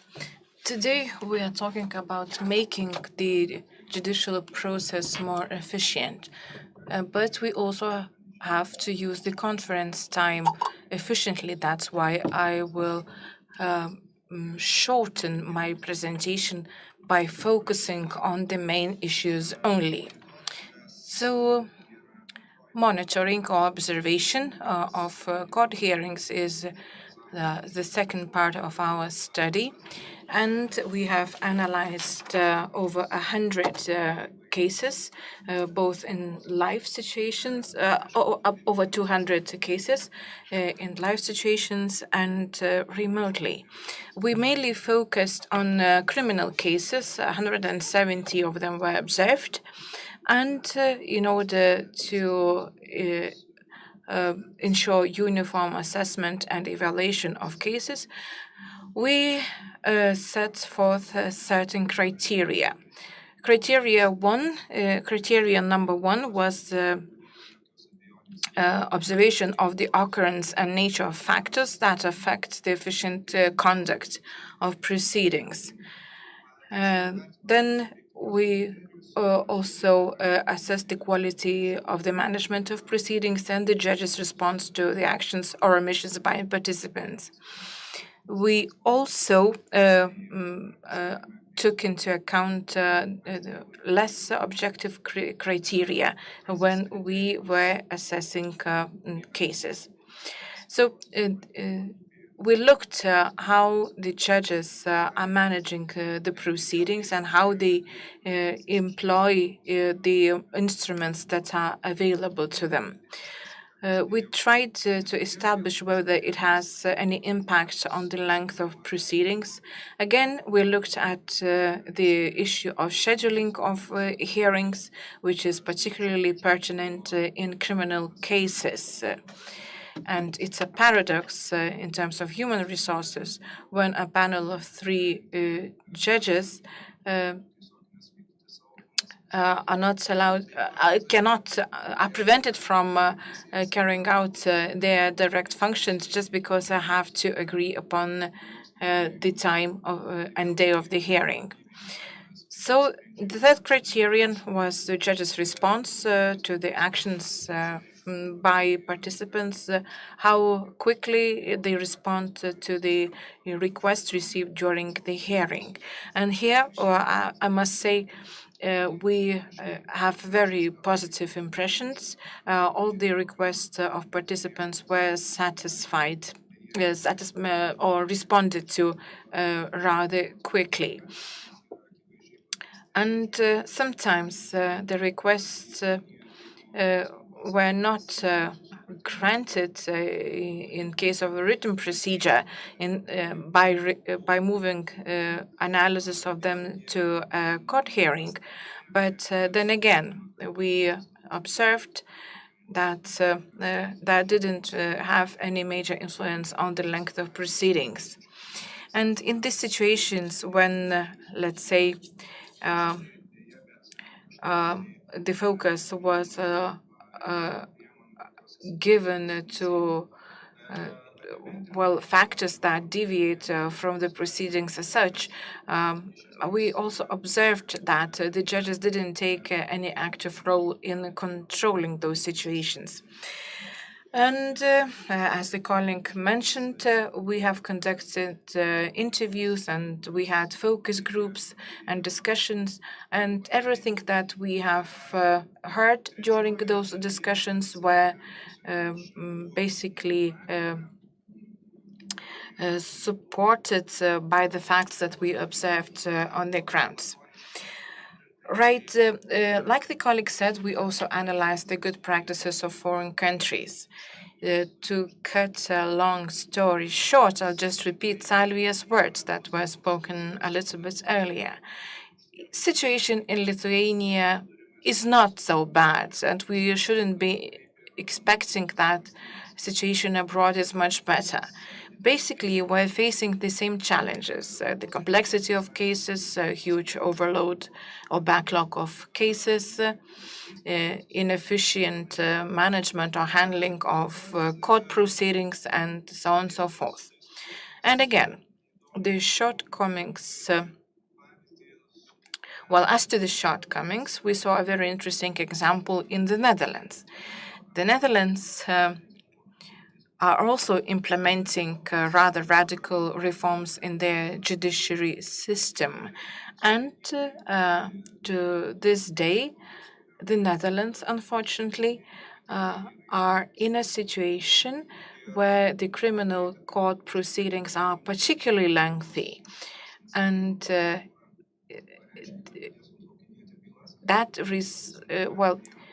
as a result of that, the prosecutor's office started threatening that they will terminate the cases without giving them to court because court proceedings take just too much time. Yet, the government of the Netherlands found some resources and now they are actually reforming the system. Again, to continue with analysis of foreign countries, perhaps we should talk about two main directions in which reforms are being implemented. The first one is implementing relatively simple or separating relatively simple offenses or cases from complex one. And the simple offenses and simple cases are tried in a conveyor type fashion, and more complex cases already receive more attention from the judiciary system. And the second direction is adapting judicial proceedings to the digital age. And when analyzing the reforms, we also looked at the contents of those reforms, not only the formal aspects of them. And we noticed that these reforms in other countries try to engage as many interested parties as possible, not only the prosecutors, but also attorneys at law and so on and so forth. I will not go into details. I'll just jump over to recommendations, and I will mention just a few of them. Recommendations, they are written on, they take up 30 pages of our report. I'm not going to go through all of them. I mentioned just a selected few. Like Yolanta said, we focus on criminal cases, but these recommendations could be easily adapted to civil and administrative cases. We need also to recognize that today some of recommendations may sound like impossible, but if you recall, some of the things that we enjoy today sounded very strange 5 years ago. Some of the recommendations can be implemented right away, but other recommendations, and not only organizational or technical measures, their implementation may take several years, and they even may take some more additional research efforts. And this study particularly focuses on the implementation of the plea bargaining or plea agreement possibilities. For that, we need quite a lot of time and effort. Recommendations were divided into 3 large categories.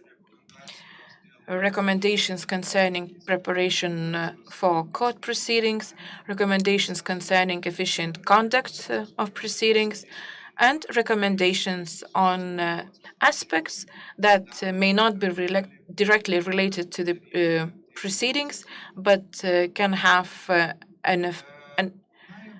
but may have impact on the proceedings. So now, what were those few selected recommendations that I wanted to voice? Yolanta has mentioned that a lot of attention was given to the preparation of the case file for court. It is worthwhile considering the possibility to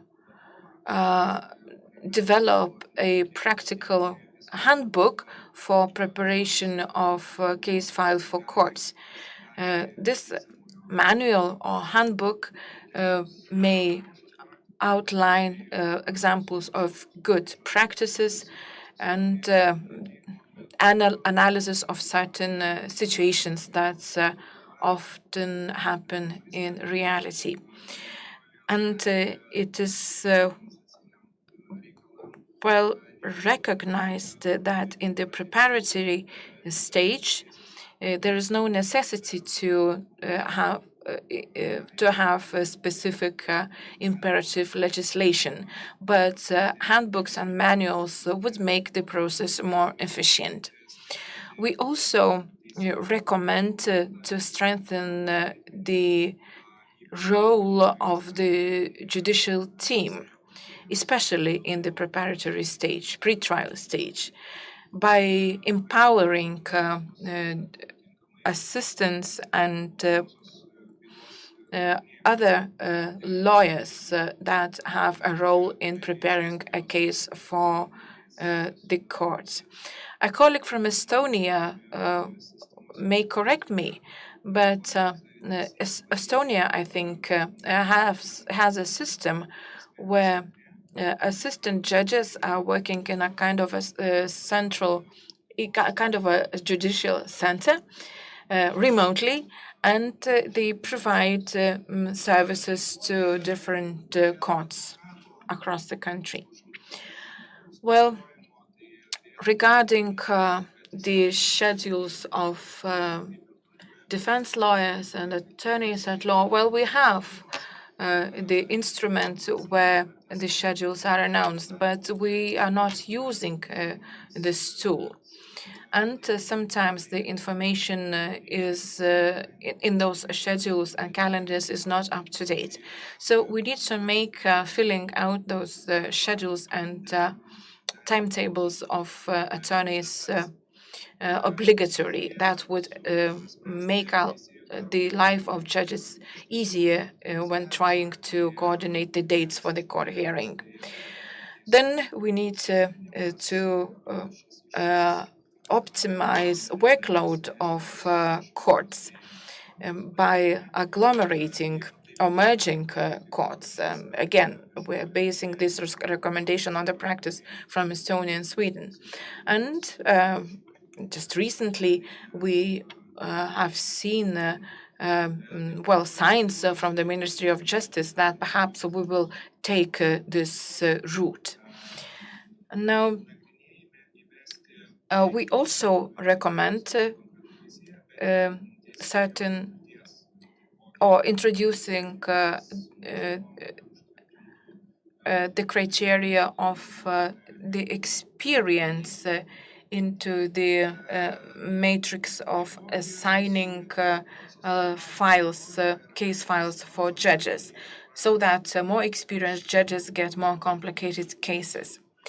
Also, it would be very good to develop a document that would clearly outline step by step how the process, judicial process, is carried out. And again, we are not reinventing a wheel. We saw similar examples in Canada, in Norway, and once again, we can mention the possibility of introducing preparatory hearings, which would give a chance to participants of the proceedings, parties of the proceedings, to discuss certain organizational issues. In some countries, these preparatory meetings are also used to discuss or analyze the relevance of certain evidence to the case. Well, of course, this recommendation may cause some discussions, but we have seen such practices in some countries. A colleague has already mentioned that one of the problems identified during the focus groups and interviews, and mostly the judges of first instance courts mentioned this problem. And the problem is that basically the rejection of or returning of the case file to the prosecutor's office is not working. It seems that it is expected that the judge will correct all the mistakes that were made in the preparatory stage. And but in practice, this model is wrong, because the courts of higher instance usually revoke the decisions made by the judges of first instance. So it is our belief that although we have the institute of returning the case to prosecutors, in theory, I think we should make better use of it. and other measures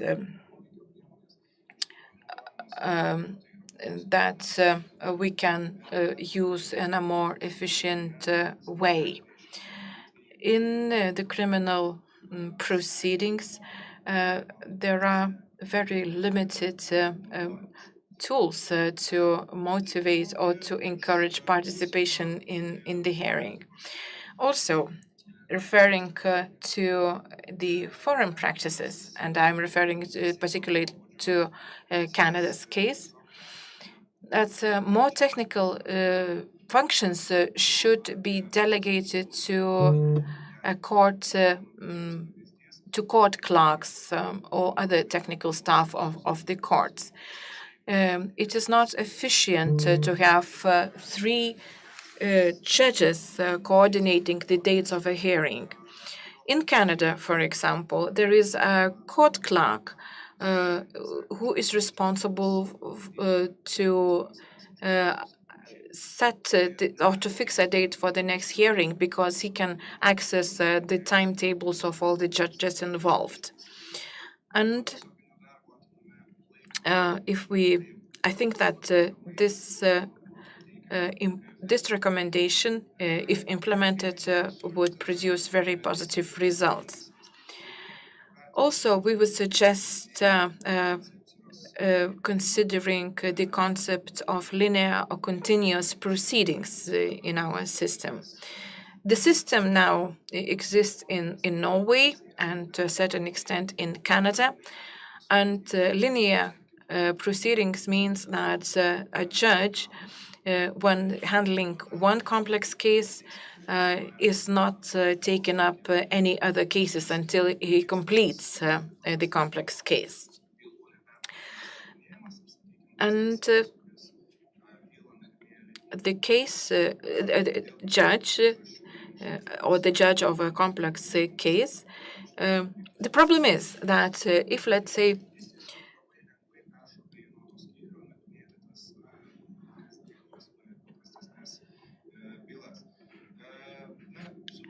the problem is that, well, okay, a judge, according to this system, has to complete a complex case before taking up another one. But if for certain reason the proceedings are interrupted, then he can easily jump over, if I may say so, to more or straightforward cases. And workload distribution should be improved. And, well, another recommendation that we came up with was to improve judicial training programs, and by including modules on psychology, leadership, body language, and other modules that may not necessarily be directly related to the hearing or judicial practices. We also would recommend to organize simulation or experiential training. Well, I can see that the moderator is frowning, so to avoid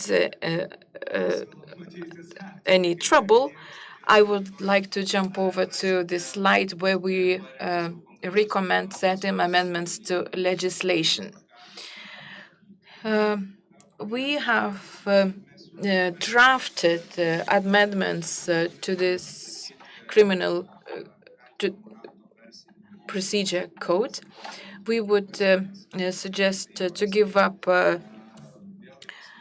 reading out of documents before the courts and to use the good practice of administrative proceedings when, let's say, parties where parties declare that they know the substance or they know the material, and then the documents are not read out in court. We also would suggest to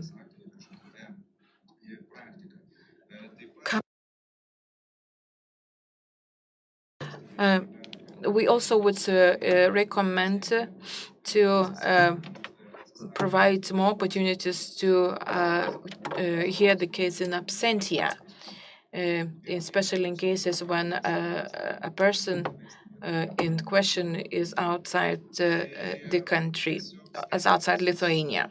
And there are some more proposals to amend legislation, but due to the lack of time, I skipped the things that are more or less obvious, and I just mentioned the most important aspects of our recommendations. Thank you very much. Dėkojame pranešėjai. Thank you, Jolanta, and thank you, Marius. And indeed, your recommendations are already being analyzed. We are changing the training programs. We are now launching Liteko 2 version, and we are trying to analyze also the proposed amendments to the legislation. So your work is very well known, and we are doing well. Now it is the time to hear about the experience of other countries. Lithuania has been cooperating with the Estonian judiciary for a number of years already, and we have borrowed some practices from Estonia regarding, for example, the payments for judges or salaries for judges. Then the composition of judiciary councils and some other aspects. Today we have Lina Elkind from Estonia with us, and she will introduce us. She will introduce one tool or concept that is available in Estonia, but does not exist in Lithuania. And specifically, I mean the plea agreement concept. So, good afternoon. Very nice to see all of you. And my name is Elina Elkind. I'm a judge at Tallinn Circuit Court. This is an appeal court in Estonia, and before that I was a judge in first instance court as well for almost 5 years. First of all, I would like to thank the organizers of the conference for this opportunity to speak about the use of plea agreement as a simplified procedure in Estonian criminal proceedings. And I really hope I will manage to bring at least some of the legal and practical questions that it involves. And Estonian Code of Criminal Procedure, the last one, has been in force for almost 20 years, so since 2004. And even during that time, it has gone through a lot of changes to ensure on one side that our criminal proceedings correspond to the fair trial principle, also enshrined in our Constitution and the European Convention on Human Rights. On the other side, we still try to be effective in the sense that we would manage to reach judgment in reasonable time, which is, well, coincidentally also one of the rights under the Convention. So we'll try to find the solutions. So this first slide, you can see two provocative questions, and they will not be answered right away, maybe not at all, finally. But maybe I meant to give a sort of framework for this presentation. So broadly speaking, according to Estonian law, a criminal case can be handled in court in general procedure or in actually multiple simplified procedures, and one of which is the plea agreement that is the main focus of this presentation. And the main difference lies not in the way the pretrial investigation is conducted, but exactly in the way the case is handled in the court. So just straight away some statistics, and then I will get in the meaning of those words maybe later, but you can see that it's general procedure that we're talking about. It's the statistics of Ministry of Justice, very recent. But actually, this is the year 2022, but I've seen statistics for like 4 years, maybe, and it would be more or less the same. So it's around those statistics, but it would be like that. So you can see that general procedure in courts, it would be like around 9, it would be 7 to 9%, 7 to 10% of the cases. And 77% of the cases would be plea agreement, which is, again, the focus of my presentation. And the other simplified proceedings would take another, well, in this case, 14, but still. So you can see the percentages. It gives an idea. And you can see one other thing that you can see, that there's a length of criminal procedure in court, not the pretrial procedure, just the procedure in court. It's an average number, of course. The general procedure would take 245 days, and plea agreement, an average, would take 31 days. So again, you can see that's one of the reasons we like it so much, maybe. So I will obviously not be able, like in 25 minutes, to tell you all about our general procedure. I was very interested to read actually your analysis and hear the presentation before me, because I know where we came from. We had some of the similar issues. Now we changed the code. Some of the issues have changed. Some of the issues actually remain the same. Well, the positive side of the general procedure is actually what the name implies. It's the general way, a criminal case is foreseen to be solved in court. So you can see that the positive side is the fair trial guarantees in this procedure are fulfilled most closely. And negative side, which is quite not a surprise probably, that the resources are spent and the length of proceedings. And here I just brought out some of the issues, but obviously some of the issues that were named actually in the presentation before me, as you maybe already know, if you studied the Estonian system, would be the same, like how the judges would handle some cases and all that. But just to start, we have a principle of mandatory proceedings. For example, as far as I know, I'm not sure about the Lithuanian law, actually I know about the Dutch law, that they don't have this mandatory proceedings. That's why the prosecutors can actually say that they will not send the cases to court. In Estonia, actually the prosecutor would not be able to say it like that. So it means that the prosecutors actually and the investigative authority have to conduct criminal proceedings if we have elements of the crime present. This is actually somewhat mitigated by the fact that we do have some possibilities to terminate proceedings on the grounds actually of opportunity when it is considered that it's not necessary to prosecute a person. For example, some alternative measures can be taken. When the defendant is a minor, it's used quite a lot that we assign some obligations to the person and use something else not to prosecute a minor, or there is a specific provisions for there is no public interest in pursuing the case and the person is not culpable to a higher degree. Also, the case can be terminated without sending it to trial. Also, the person would usually be obligated to, for example, pay the costs or maybe do some works that are hours of those general works that are obligated, something like that. But generally, the case will go to trial. If there are elements of offense, the case will go to trial. And then, again, it's hardly a surprise that the criminal trial procedure requires a lot of resources from the state, can be also quite expensive for the defendant as well, considering all the costs, and it can take a lot of time, especially if the judges have a lot of cases on their dockets.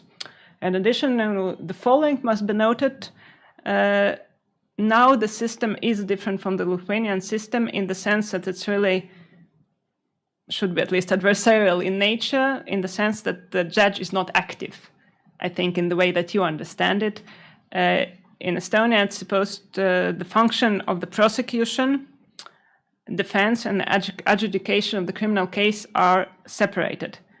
So, very simply put, the prosecutor and the defense will bring their evidence, and the judge will decide the case. So, for example, the judge does not collect the evidence on its own, and the judge actually cannot send the case back to the prosecutor or to the investigative authorities and say, oh, you have the mistakes, do something. The judge takes the case. If there are not enough evidence, the judge will acquit. And for example, if the prosecutor withdraws the charges, the judge cannot go on and still find the fault or the guilt. And to bring the point home, why I'm not talking about that at all, Estonian legislature decided to introduce the so-called system of 2 criminal files, which means that the case is sent to court, then not the criminal file with the evidence, but only a statement of charges or indictment is sent to the court. So basically what the judge gets in the first instance, it's the description of the offense, the charges, and the list of evidence, including witnesses, and just a short summary of what the evidence will prove, but not actual evidence. So the positive part, the judge will not see the evidence before the trial. He will not have any preconceived notions. I will not see, for example, the testimony of the witnesses in the pretrial procedure, and this is good, but it can be quite challenging, especially in the big economical trials, for the judge to put the picture together during the trial. So you will get some evidence presented one by one, and you can see the indictment, but still it can prolong the proceedings because the judge has to understand what's happening actually. Does the evidence pertain to the case, or is it something that's not necessary? And it can prolong the time for writing the judgment as well. So that's one of the issues which could prolong the proceedings. Of course, as well, cases with multiple accused and legal counsel, and I totally agree that our criminal code, I think every criminal code is actually written with the idea that there's one defendant, one lawyer, one prosecutor, one judge. Well, we have, in some cases, we have 2 lay judges as well, and then we have cases where I think I had one case in the beginning, there were 26 defendants. And at some point it was 18, but still you had a lot of questions that you had to solve. Every lawyer has something that is he able to come, and the timetable, as we were talking about, to putting together a timetable that suits everybody is very difficult in those cases. And of course, unforeseen circumstances, COVID-19, change of judge, and I just brought some news links quite recent. We have a big case that's been going on since 2017 in the court, which has different stays for different reasons. And now we have a judge and 2 judges in the case. We had an extra judge, and for different reasons, one of the person was ill, other person was reclused for other reasons. And they had to change the judges. And under Estonian law and case law, then it has to restart. And that was a big issue. It was in all the newspapers, and we have some possibilities to maybe accept the evidence in simplified ways, but still it's a problem. So all of that is one of the reasons, I guess, why we actually try to get to the simplified procedures. And we have plea agreements, actually from 1996, so before the reform of the criminal procedure in 2004, it was really a quite fast decision. We have also summary procedure, which is written procedure. I think it could be close to your penal order, but maybe not exactly, so there's something to be possible to be done in written procedures. It's really quite a small percentage of cases. We have an abridged procedure, which actually means that the judge will get the criminal file and the witnesses are not heard in court, which could also shorten the procedure. We have this fast-track procedure, which is actually also the main procedures are used, but if it's a very simple case, it can be done quickly if the person agrees. But to go further with the specifically plea agreement procedure and to talk about the main features. So there is a written agreement between the defendant, his or her legal counsel, who always participates in these proceedings, and the prosecutor's office. This agreement includes all the main elements of the judgment. So apart from the measures to be applied to the evidence, actually, but and all the other elements are there. So the punishment, the offense, the punishment, the confiscation, the costs. There's a civil or public law claim. Then how much is it? And there's actually not on the slide. The punishment in this procedure cannot be more than 18 years of prison. I can't even say why it's exactly 18 years, but I guess it's sort of compromise where we decided to go. Obviously, it must be based on free will. I guess it's not a surprise. Nobody can be coerced. That's why there is a legal counsel always present. Maybe an interesting point, the law was changed at some point. It does not require a guilty plea as such. So the plea bargaining is not exactly correct. Maybe we use the term plea agreement. In practice, most defendants actually do not contest their guilt. And if the judge actually, on the basis of file, on the basis of questioning the defendant, has serious concerns whether the person actually did commit the act, I would say that the plea agreement will not be confirmed. But for some defendants, I could say that could be a matter of public opinion, for some public figures, for example, to say that they did not plead guilty as such, but they have to agree to the fact that it's written in the judgment and in the agreement that they committed such an offense and will be punished in such a way. So I would guess that the difference is more moral, I guess, than the practical. And this agreement is confirmed by the court after the hearing. In the form of the judgment, there's a judgment in the end. So it's not an out-of-court settlement of any type. It will be a judgment. It's entered in the register of criminal offenses, so the person is considered punished under the law. Also, an important element that the court can actually refuse the plea agreement. So if the court does not agree for different reasons, actually, it's quite free, actually, for the court to say that the judge does not accept the plea agreement. In practice, I would say mostly if the judge finds that, for example, the offense is not correctly qualified, or the punishment is not correct, or maybe the confiscation or the costs. And of course, the court is obligated to refuse the plea agreement if the defendant takes back his consent. But we will get to that maybe a bit later. And plea agreement can also be reached actually during trial in general proceedings, up till the end of examining the evidence. Well, usually not quite the end, but it can be done during general proceedings. Then the court will go to the plea agreement proceedings from the general proceedings.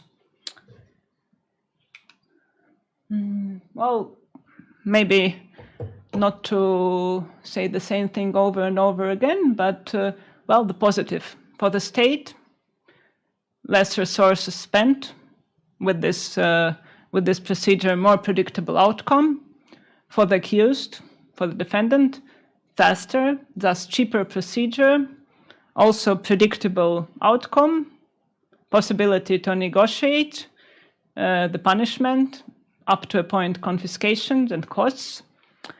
The European Court of Human Rights has generally accepted that a person can voluntarily give up certain fair trial rights, like, for example, the right to question witnesses. That's one of the rights you give up when you agree to the plea agreement. And in many cases, the evidence can be quite overwhelming, quite clear. There is really not much point for the defendant to go through the motions of the trial when he can have a closure through plea agreement and possibly negotiate on different aspects. Maybe to just stay a bit on the punishment. As I already mentioned, the punishment in plea agreement procedure in practice often be less severe than in general procedure. It doesn't have to be. Nowhere in the law it says that it has to be, less. But in practice, because there is this aspect of negotiation, the there has to be something for the defendant. The fast procedure also, but many defendants would be interested in lesser punishment. We don't have any strict rules on that, how much the punishment can be cut, so to say. And there is a theoretical discussion, at least, how much does this punishment in plea agreement even correspond to the idea of the punishment according to the guilt. In general procedure, we say that the judge has to be meticulously reasoning what's the guilt and what's the corresponding punishment. Well, in the end, in practice, it's for the judge to decide whether the punishment still somewhat at least correspond to the gravity of the offense. It has definitely to remain in the boundaries of the sanctions.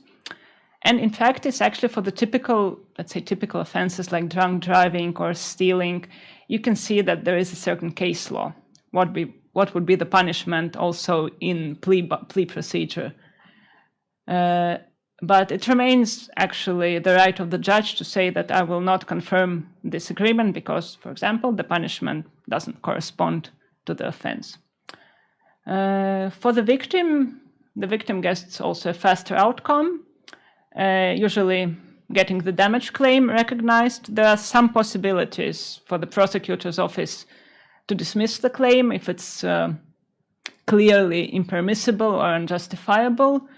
But usually it's also an incentive for the defendant to agree to the damage claim. Then it could be easier to go to the plea agreement. Well, and obviously negative sides for the accused is the relinquishment of these procedural rights, possibility of mistakes, and less possibilities for an appeal. We will go to that in the end of the slides. And for the states also, of course, possibility of mistakes and, punishment is an object for negotiations. So do we give something up theoretically in this regard? When is plea agreement procedure actually possible? Well, everybody has to consent. Very general notion, everybody has to agree. The defendant, his counsel, prosecutor's office, if they are present in the case, the victim, civil defendant. Civil defendant is somebody who's responsible for the civil claim for some reason that pertains from the crime, for example, a parent of the minor, or there are different possibilities. Third party, usually something in relation to confiscation. And they also have to consent if this agreement would infringe on their rights. And also an important point that it's not possible to enter a plea agreement in cases for all the crimes. There is a negative list in our law. I didn't bring all the paragraphs. It can be easily found in our law. It's translated to English. So there's a negative list. So no murder, no aggravated cases of rape, for example, or bodily harm, but also, for example, terrorist crimes are excluded.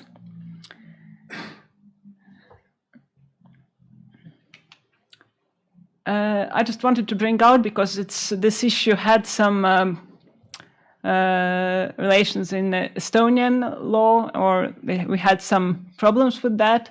In the beginning, actually, everybody in the case, if there were multiple person, co-perpetrators, joint offenders, for example, everybody had to agree to the plea agreement. And the Supreme Court made such a judgment as well. So the law was changed, and it was decided that actually the cases can be separated if only some of the co-accused or co-perpetrators want to achieve plea agreements. So, for example, there are 4 persons. I don't know, 2 of them say that, oh, it's okay, we want to have to plea, we want to have this plea agreement, and 2 of them say no, but we do not. And it's not an obligation, but the cases can be separated if the prosecutor's office and the court decides, if the case is in court already, agree to that. Well, the problem here is, it's a real problem actually, but it tends to be in practice also disputed by the defense lawyers. For example, for the people who stay in the general procedure, if those previous co-accused are used as witnesses afterwards, because it is claimed that, oh, but you got a good deal from the prosecutor's office, that's why you're saying that. Well, it's for the judge to decide in the end of the correctness of the testimony. It's not precluded as such. They have a right to refuse giving testimony, well, as an accused would have. It's actually in practice also works in a way where they give testimony beforehand as an accused, and then the case is separated. But, well, also in those cases can be claimed, oh, but you were promised that you would go into plea agreement and then have a better punishment. I mean, there's no clear answer. Just based on the case, you have to decide. I don't know of many cases where the judge would outright say, because of that, it's not an acceptable testimony, but it is sometimes, arisen as a problem. And there's a specific procedure to review the judgment in plea agreement procedure against the res judicata. Well, the judgment will be entered into force if there are two proceedings. Like, for example, simply put, there were two people. One of them went into plea agreement. The case, the judgment entered into force. The other one decided that he will go on in the general procedure and is found not guilty. For example, there were joint offenders. That wouldn't be a very typical case where the two people and they're separated, but just to put it simply, if one of them is found not guilty in the general proceedings, the other one has this possibility to enter this special review procedure. It goes through the Supreme Court, and the Supreme Court will decide. We have this procedure for other cases as well. For example, if there has been a crime during the trial, for example, concerning the judge or the prosecutor, and this is also one of the cases.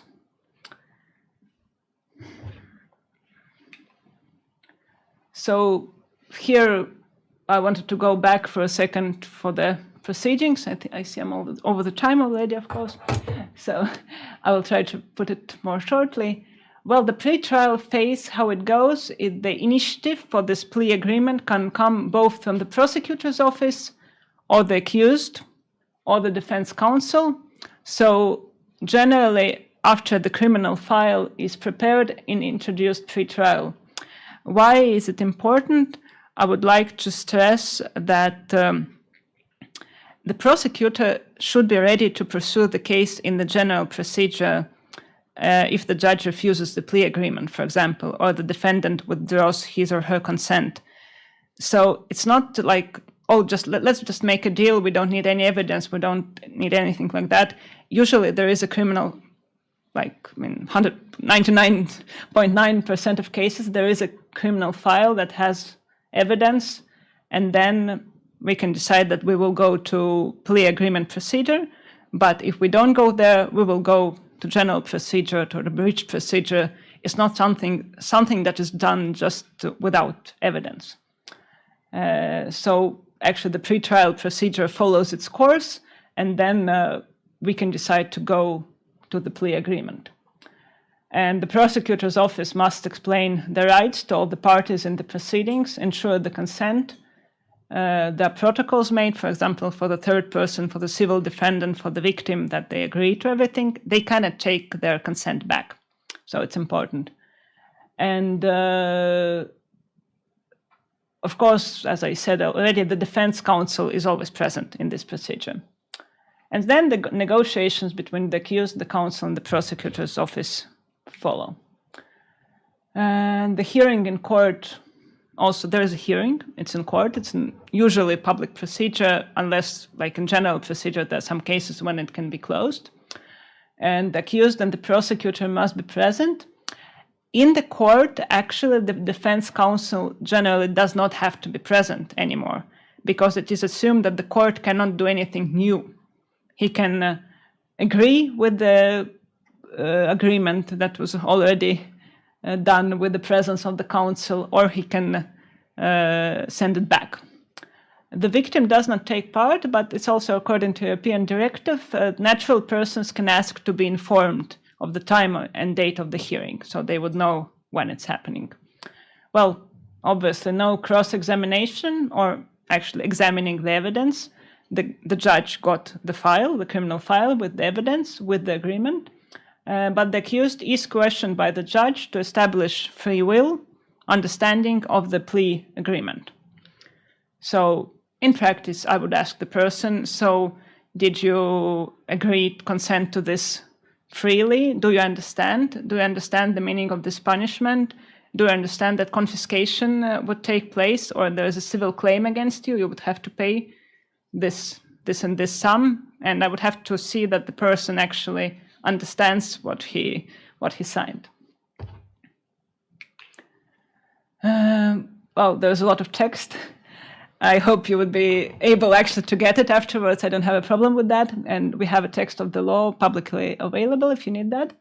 But the idea is that, very shortly put, the court is not the rubber stamp. The court will decide if this agreement is acceptable or not. And so there's two-tier check. Actually, when the file is sent to the court, already the judge can decide if she commits the accused to answer the charges, or in those cases, the judge can return the file to the prosecutor's office. If there are no grounds, for example, it's an offense where we cannot have a plea agreement, or if the court actually rejects the qualification of the offense, of the type of the sentence, or the court decides, for example, I can see from the file that I don't think there is an offense like that. It's not, actually there's not enough evidence to say that it's such an offense, then it would be quite normal to send the case back and said that I don't agree with plea agreement, even if the person agreed. Or the court can hold a preliminary hearing. There could be some grounds for termination of proceedings. It's not acquittal, and there's never an acquittal, but for example, when somebody is very sick, or there is so much time has passed that we have this limitation grounds, wouldn't be very typical in this plea agreement. And then another check is actually, even if the court decided to take the case under advisement, he can, after the hearing, decide that he will still return the criminal file to the prosecutor's office and then decide that's not happening, very simply put. On more or less the same grounds as actually before the trial. By a judgment, that would be done by an order. By judgment, the court can actually convict the accused and impose the sentence and all the other things, confiscation, the substance of the plea agreement. There will not be actually any analysis of the evidence. That's counterintuitive. If you want to have plea agreement, then the court will not put together his analysis of evidence. And in this regard, and it's also the case law of Estonian Supreme Court, if you want to appeal this judgment in the plea agreement procedure, you can, in some cases. And the cases are here. It's only when one of the following conditions is met. There should be procedural violation of the rules of plea agreement procedure. Well, just to give you an example, for example, defense counsel wasn't involved. It would be a stupid case, but for example, or there was a real case, for example, there is no proper consent from the third person or the victim. Something was done wrong, somebody was forgotten. Something else that's pertinent to the plea agreement procedure as such. Serious violation of the law of criminal procedure, it's numerous clauses section, only very serious violations that, for example, again, the prosecutor didn't participate in the trial, the defense counsel, when it's necessary, for example, in case of a minor, didn't participate in the trial, there's no signatures on the judgment. There are not a lot of cases like that. But, and actually that's a later change from our legislator, when the accused and the defense counsel can also appeal if the act described in the plea agreement is not a criminal offense. And it's important to note that it's not analysis of evidence, because you cannot appeal analysis of evidence when there is no analysis of evidence in the judgment, but you can ask for the appeal court to compare the description of the offense and the offense in the criminal code and give an opinion if such a description corresponds to this offense or not. Or if it's not such an offense. For example, it's not a robbery, it's public order violation, something like that, under this description. And if a sentence that is not prescribed by law has been imposed. So, for example, the sanctions for this section for this offense does not include monetary punishment, but for some reason it has happened. The prosecutor and the defense counsel and the defendant agreed, but here I can pay a fine. So that's not possible. So you can see that's why the point that there are very limited possibilities for an appeal. And just to put myself together very shortly, you can see that there are a lot of bonuses. It's fast. Mostly everybody is happy. Everybody can go on with their lives. There are some pitfalls that you have to be clear. It's important for everybody to play their roles, for the prosecutor, for the defense lawyer, for the judge in the end, to check that everything went according to the law. And, you can see the statistics. It's realistic to say that we will stay with that. And then I guess you will have to decide if you want to take something in that direction, some steps in that direction or not. So thank you very much for your attention. I'm sorry I went over the time. It's quite typical, but if you have some questions, maybe afterwards, I understand we don't have time now, but everybody can ask. Thank you. Labai ačiū teisėja už jūsų pranešimą. Thank you very much, Judge, for your presentation. Well, I know that we are behind the agenda, but I just couldn't dare to interrupt such an interesting presentation. Now, over to Norway. We have mentioned Norway a couple of times today already. First and foremost, the financial mechanism that enables our cooperation, and also the renovated buildings that we are enjoying, and the reforms that are being introduced. Everything thanks to Norwegian grants. Well, nowadays, Norway already looks at us or views us as partners, not students anymore. And in return, I hope Lithuania will help to improve statistics of foreign prisoners in Norway. And perhaps I suspect that Norway, when providing funds to Lithuania, have a kind of ulterior motive behind all of that. So, but let us talk about the changes in the judiciary system of Norway. Norway, just like other countries, is trying to reform their judiciary system. And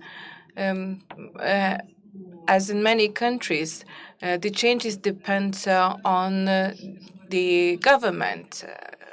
One government introduces certain changes, the other revokes them. So now today we have Dag Bradhol, a retired judge from Norway, who will talk about the changes in the Norwegian judiciary system. The floor is yours.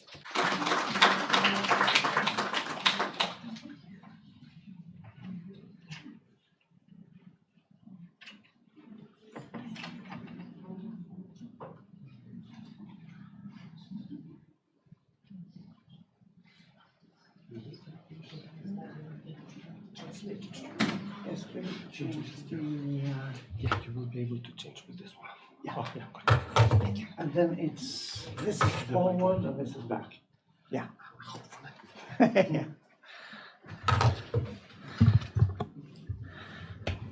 afternoon, everyone. I'm here sort of as a surprise, maybe to you and certainly to me, because the presentation has been made by my colleague Trond Gundersen, and he unfortunately had to take a surgery yesterday. It's not very serious, but he couldn't be here today. So I was asked to step in as an understudy, something which I do with great pleasure. I've been to Vilnius once before, and I have, yes, the format is wrong here. I like to take pictures, and at least some of them are shown here, but it's put together. It has nothing to do whatsoever with the presentation. It's just for fun, and maybe you will recognize the places, even though they have been changed here.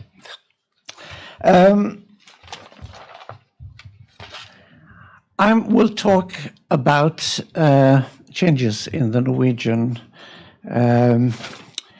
criminal procedure to enhance efficiency.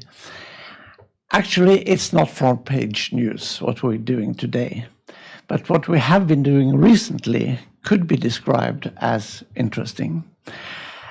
And of course, the mindset behind the legislation is that procedural law must make a solid basis for operation of the legal process so that all questions can be discussed and solved correctly in a fair and efficient way. And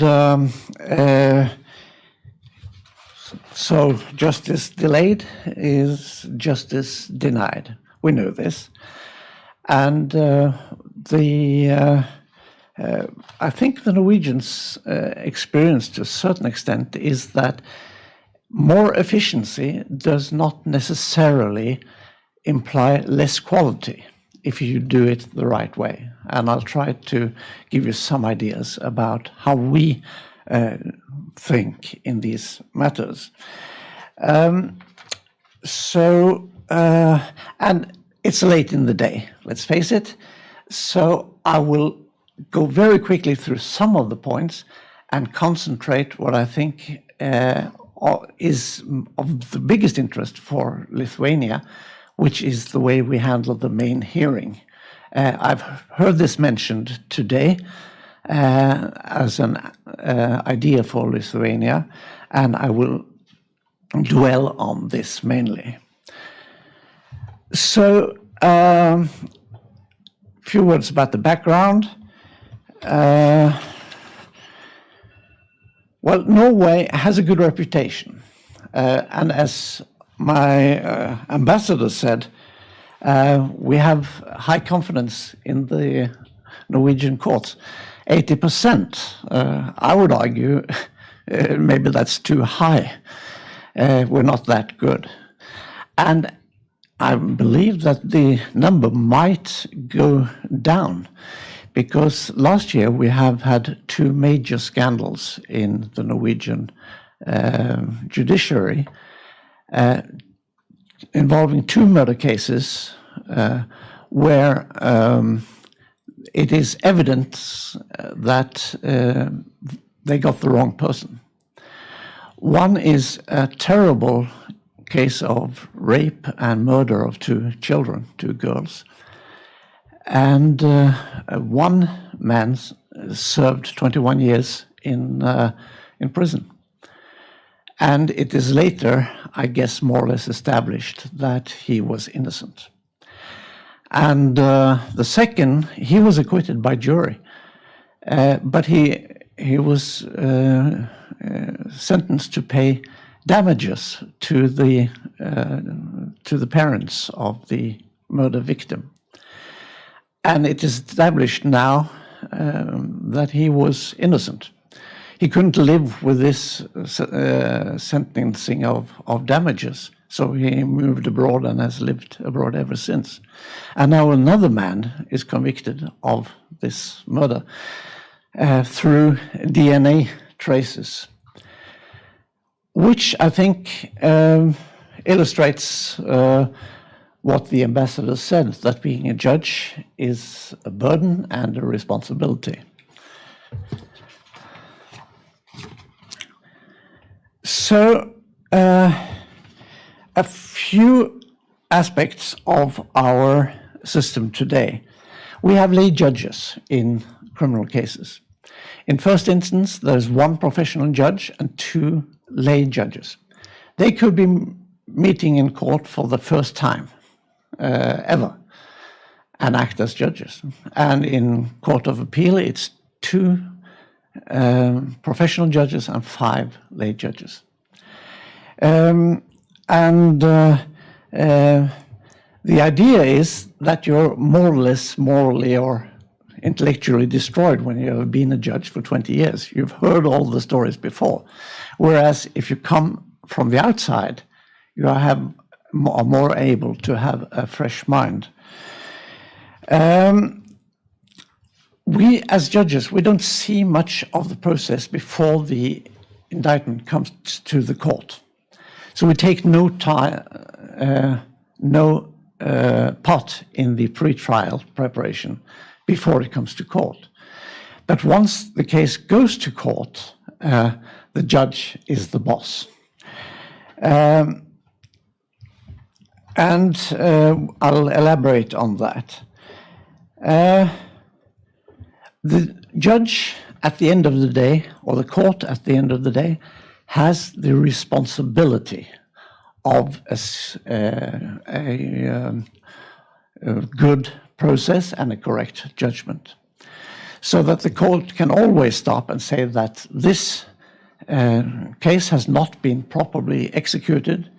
We send it back to the prosecution for more investigation. But that will be a part of the process, and it very, very rarely happens. I could add that we have no specialization in Norway as judges or as courts. So as a judge, I could have a tax case on Monday, a rape case on Tuesday, a neighborhood quarrel on Wednesday. That has its advantages and disadvantages. I think we will be forced to specialize sooner or later. It works, I think, quite a lot thanks to the we have pretty good lawyers, and many of them are specialized. So we have a system of continuous trial and one main hearing. And this, I think, will be the main topic today for me. Once the case comes to court, it does not go to the judge. Well, it does for just to see that everything is proper, just to check. But then it goes for scheduling, and this is done by a court clerk. And my old boss at the Frostating Court of Appeal said that she is the most important person in the court. So before anything else happens, she will call the prosecutor, the defense counsel, the lawyers, whatever, and settle a date for the main hearing, which cannot be, in a criminal case, it cannot be more than, let's say, 2 months ahead, because we have to have a judgment by 3 months ahead.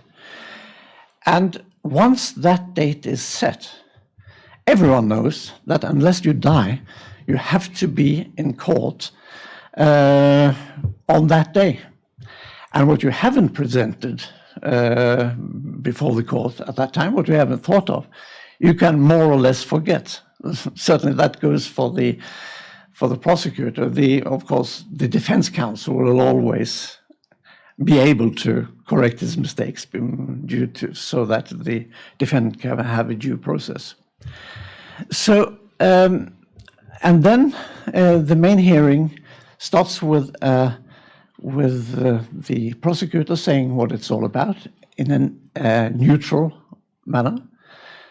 You hear the victims, you hear the defendant, you hear the witnesses, expert witnesses, and then there are closing arguments. And then the case is closed and the judge writes the judgment. In most cases, that happens on the same day or the day after. And let me say that this can be tricky business because I'm, as a judge in Norway, I don't have any assistants.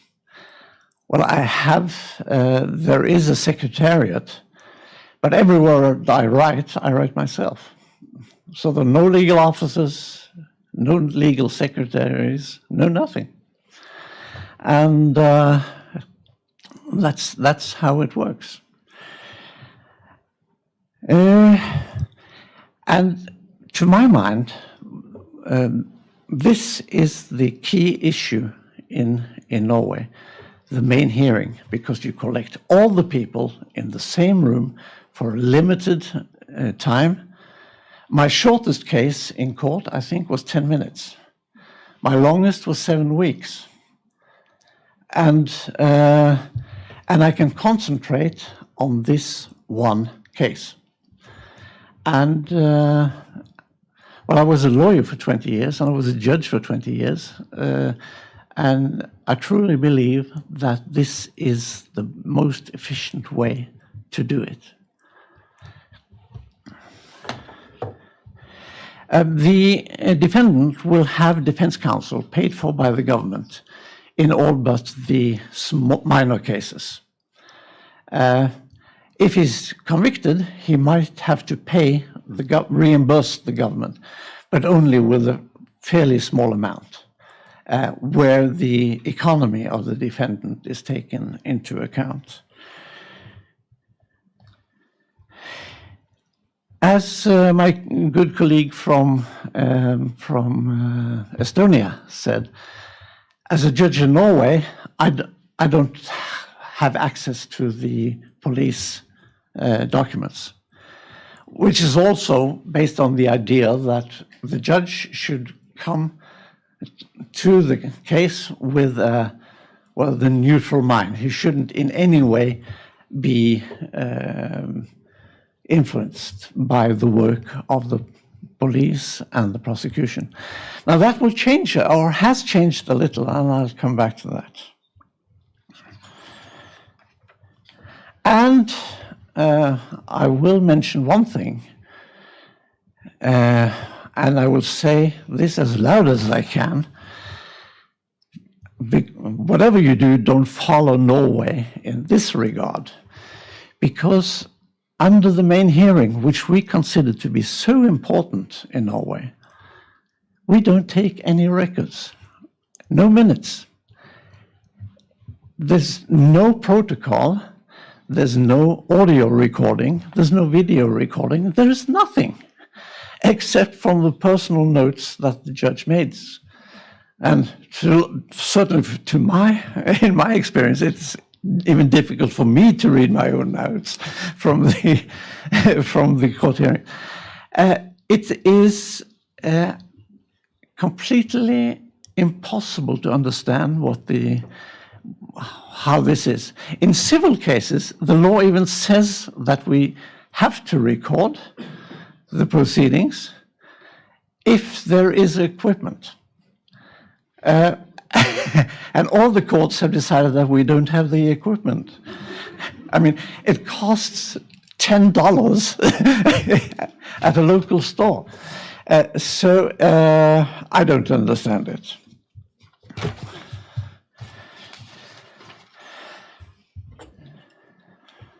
I will skip the regulatory framework, except to say that the IT system, which is called Lovisa, and which has, I mean, she has almost ruined my life at the start, because it had so many bugs.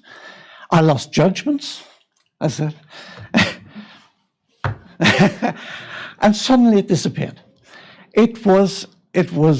First years it could be terrible, but now that it works, it is beautiful. So I get the case through Lovisa, I do my job, and then I send it on to my colleague or to the secretariat or whatever, and it's all done digitally. We handle, just before Lovisa actually, we started to do all our cases digitally. So the evidence is presented in court on screens, communication with the parties is digital, and we have a lot of video conferences for witnesses and so on. So we went through the COVID period without any big problems. In fact, my court became more efficient during the COVID years than before. I don't have any reason for that. So the reforms. What has happened in Norway over the last 10 years is that we have taken a lot of the ideas from civil cases to criminal cases. Some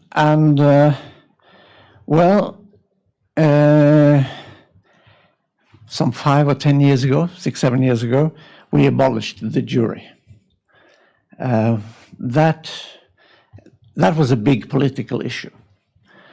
But to my mind, it was correct, because it complicates what is difficult. It makes difficult things even more when you have a jury deciding something and judges handling other parts of the case. In fact, I handle many jury cases. So I am the presiding judge. I am asking the questions, how is this from the way I think? But the jury who decides cannot ask questions. They can through me if I consider the question relevant. So it's not a natural solution, but that has helped us a lot, I think, to do away with the jury system. Then we have had since, that's back in the 1900s, we had a system of filtering appeals in criminal cases. But until recently, all crimes with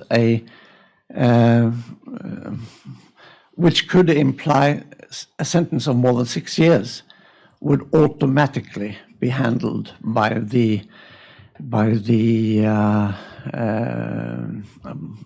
Court of Appeal. Whatever. I've even had an instance where the defendant pleaded guilty before the court of first instance, was judged, convicted, and then appealed on the ground that he was not guilty. We had to handle it. That, of course, that can be real, but it wasn't in this case. So some years ago, the Court of Appeal is allowed to filter all appeals, no matter how serious the case. I don't know if it's a good idea, because, well, if you're wrongly judged in a case involving speeding, it's of course bad, but if you're wrongly judged in a murder case, it's worse. So I'm a bit critical of this reform, but it's been done. And then new tools for better preparation have been introduced. That is that the judges will have access to the written documents in the case, as from now, which makes it better. But the judges still cannot read the witness statements, because that goes against the basis of our system. But it will, of course, simplify matters a little. The list of evidence, mainly witnesses, which appeal courts used to get, is now has to be widened, so that you have to explain why you want to have these witnesses. And the prosecutor has to write an introductory document to the court to explain what the case is all about. This comes before the main hearing. And then the defense counsel has to make a writ stating, well, of course, whether or not the defendant will plead guilty or not. That can always be changed, but it has to be said. And then to explain the case from the viewpoint of the defendant. And there is a wider access for the judge to reject evidence. And I've heard here said that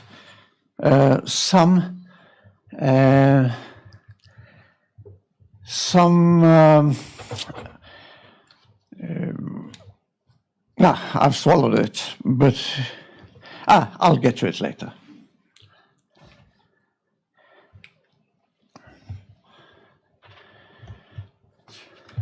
And these are the reforms.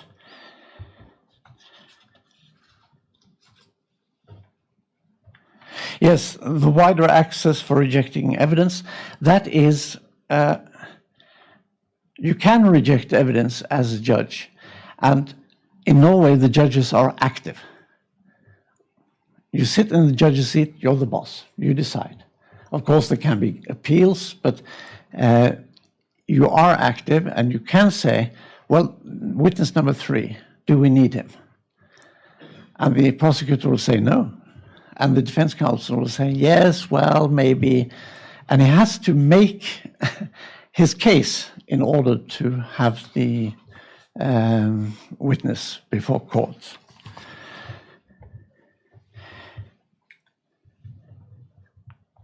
There are 2 tracks in Norwegian criminal cases where there are is a guilty plea. It's a simplified procedure. If there's a guilty plea, the defendant agrees, and the documents support the claim of guilty, then the judgment is based only on his statement.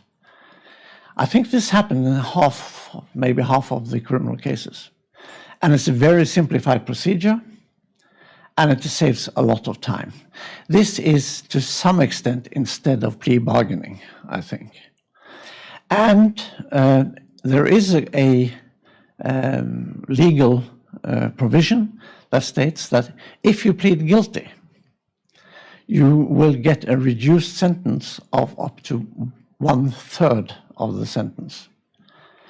And the court has to say, well, ordinarily, the court will set a punishment of 1 year for this crime, but given the plea of guilty, the admission of guilt, we reduce it to 8 months. This has become a fairly important part of our system. And then, of course, if there's no admission of guilt, it's the full main hearing. Yes, and if the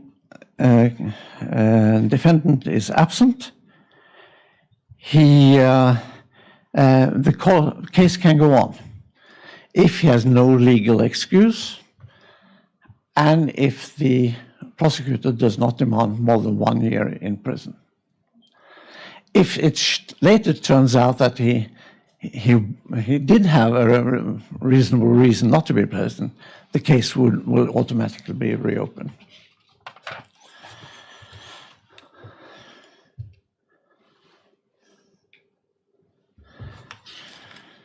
I'll skip that one. Norway, simple proceedings, take 30 days. That's with the guilty plea. Main trial shall be judged within 90 days. That is, it's not in the law, but it is an expectation of the parliament which supplies the funds for the courts. So it's sort of legal anyway.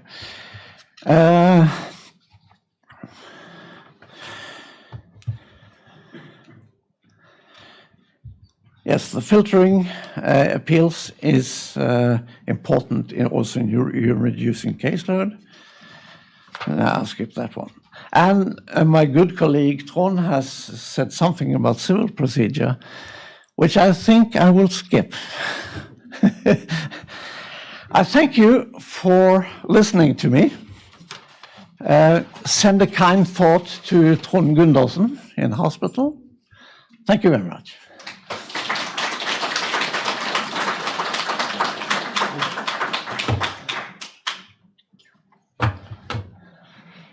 Thank you, Doug, very much. Ačiū labai.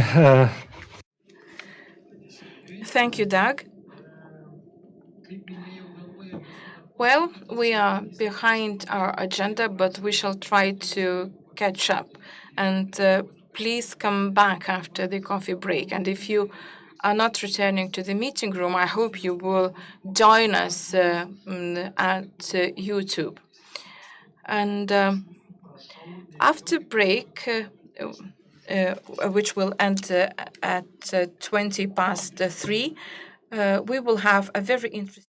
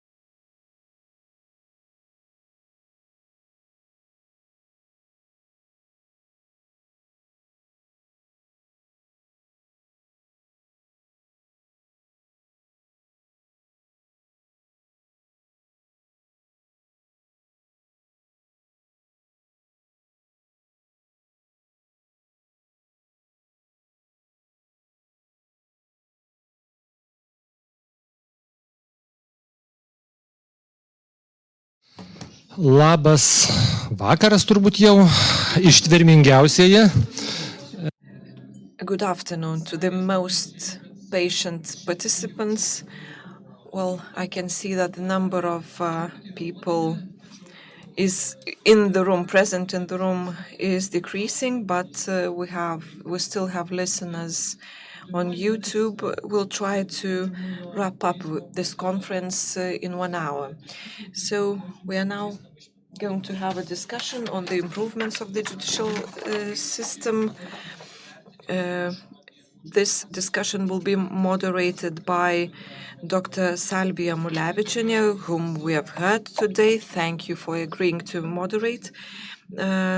Other participants of the discussion, Dr. Rima Ažubalytė from the Lithuanian Supreme Court, then Mindaugas Pavilanskas, a judge in Vilnius Regional Court. You used to be a prosecutor. You might be the general prosecutor one day, but well, you now are a judge at the Vilnius Regional Court. We also have Gintas Ivanauskas, deputy general prosecutor. So we will have bridges between judges and prosecutors, and lawyer Eloisa Skropis. Thank you very much for agreeing to participate. So we have representatives of all parts of the judicial system, and I will now give the floor to the moderator. Thank you. I expect an inspired and inspiring discussion.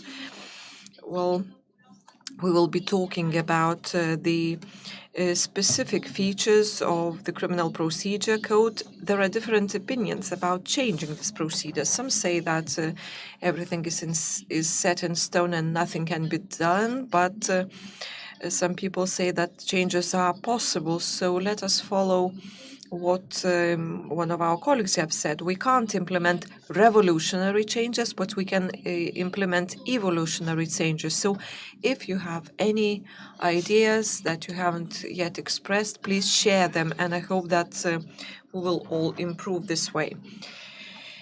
I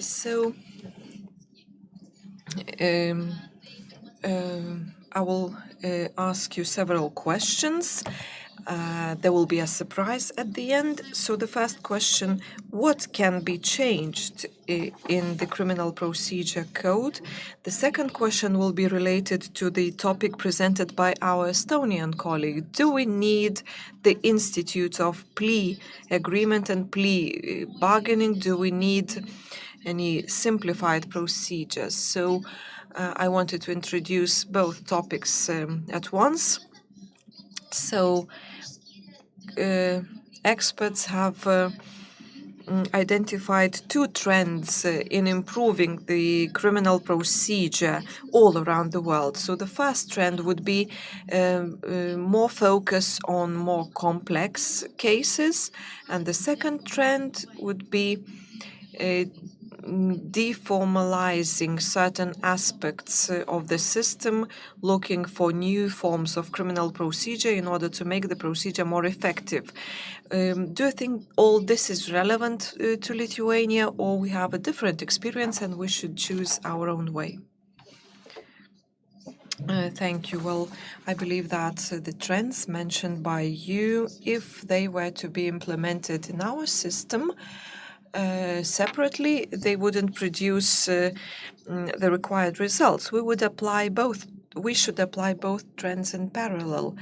We must make sure that the most complex and the most relevant cases should be heard quickly. This should be the priority, and I'm also convinced that complex cases that are of most interest to the public are dealt with quite efficiently. Maybe we lack certain measures, but I think that the major role here should be played by the administrators of the court. Well, I heard one concept today that I liked, that is the linear hearing of the cases.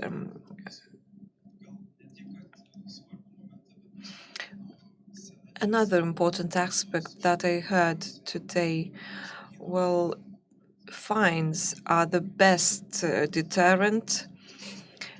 So if we see certain abuse in certain procedures, I believe we should apply more coercive measures. And if we made a decision to hear cases without any interruptions, this would make our work more effective, and that would be the solution.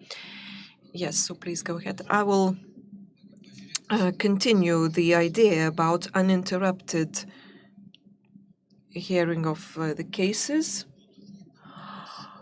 Well, I have some experience with this. The uninterrupted hearing of cases is a very complex thing, and when we gave that up, this made a lot of people happy, because there might be various reasons behind interruptions. People might fall ill, and if the proceedings are stayed, all the parties have to wait until the case is resolved. If the judge has to wait for the obstacles to disappear, there might be periods where judges just sitting idle and not doing anything. So I see certain dangers here. And when it comes to other aspects, yes, there is room for improvements. There are possibilities to improve our legislation, but we should look at the tools that are already available. We should use the tools that are available better. And we might follow the principle that if there is no prohibition, this is allowed. I can give you one example. Let's say we have the accused person who has been interviewed, gave evidence, and later on he fails to appear. So we might be bold and hear the case in absentia. Do you think that we'll have a procedural infringement here if the accused fails to appear? I believe that judges should be more courageous in cases like that. Well, I wanted to say something else, but I don't remember. Yes, you can have the floor once again. You can add to what your colleagues are saying. Yes, when it comes to linear hearing of the cases, this should go hand in hand with clear rules what judges should do in case of forced interruptions. So we could find ways how to resolve it. The judges could be given other tasks because there are lots of cases to be heard. Other countries also have special divisions that are dealing with simple cases. So the judge who is responsible for a complex case could go ahead and hear those simpler cases when that big case is interrupted.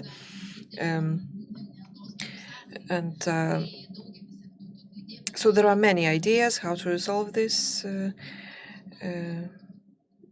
and we should also foresee all the necessary safeguards. Yes, I remembered what I wanted to say about question 2. If we introduce plea bargaining, I believe this will resolve a lot of other problems because we'll be able to keep to the deadlines. Well, apparently we can go to question 2 straight to question 2. But going back to the first question, I like to have a systematic approach towards issues when it comes to organizational aspects. I think that we are afraid, or we are unwilling, or we are thinking that our society is not ready to start discussing the criminalization of certain acts.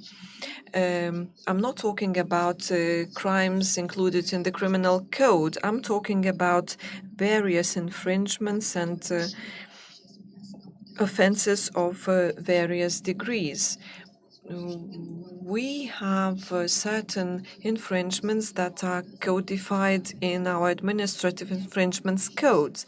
So there are lots of authorities that can impose fines, and there are people who want to actively defend their rights. They might be offenders, they might be victims, and we are facing the situation where we are applying criminal procedure guarantees in administrative cases, and our administrative infringements code is constantly supplemented. So we should be talking about criminalization of certain infringements. Well, if we think that everything that is in the criminal code is very dangerous, we can't start thinking about simplified procedures, because we think that all the offenses should be dealt with equally by giving people the same procedural guarantees. One more presumption. Well, we can talk about various formalities, and I can agree with my colleagues who said that if we apply our criminal code rationally, and if we have courageous judges, and I'm emphasizing this word courageous, because every time we start talking about redistribution of cases, or if we start focusing on certain aspects, there are some authorities, which I will not mention here, that will ask how we are going to ensure the transparency of case distribution. For example, if we start grouping judges into experienced and non-experienced judges, for example, inexperienced judges will only hear uncomplicated cases and will do it in a non-linear way. Well, of course, I'm exaggerating, but I believe that we need to try and reconcile various positions. We should think about transparency, and we shouldn't differentiate judges according to their gender or experience. We need to organize criminal procedure properly without undermining procedural rights and effectiveness. Yes, I wanted to thank the authors of the study, and I would like to encourage everybody to look at the conclusions regarding the simplification of the procedure. Well, these are the things that we have been discussing for several years now, and this shows that the conclusions that we have been discussing for several years are really well substantiated, and we started thinking about it 10 years ago. Well, we will be talking about plea bargaining, plea agreements. We did have proposals regarding this a couple of years ago, but we received a lot of criticism from scientists. We were also told that this is not in line with our constitutional requirements. But I believe that this study will allow us to go back to this topic and the discussion. But in general, I would like to say that our procedure is good. The prosecutor's office tried to implement various proceedings. We tried to, for example, single out cases involving criminal organized crime groups. We tried to separate those cases and, for example, leave aside people with regard to which we didn't have sufficient evidence, etc. So after those proceedings, we went back to the previous situation. We tried to join various cases and try all the defendants or all the offendants in one case. Now we have started separating cases once again, and courts are telling us that they cannot go on because they don't know whether the case involves organized crime group or not. So I believe that on the one hand, our criminal procedure is good, but we need to apply it properly. And we do have some very good examples where, for example, in complex cases involving organized crime groups and several dozen of defendants, well, some of the chambers are able to deal with those cases within several months. But there are other courts and other chambers of judges that take several years to hear the same case, the case of the same type. So I think that a lot depends on the organization of work. We shouldn't, for example, take into account the failure to appear in court, etc. We need to look for positive examples. We need to look for examples where cases were heard quickly despite their large volume or complexity.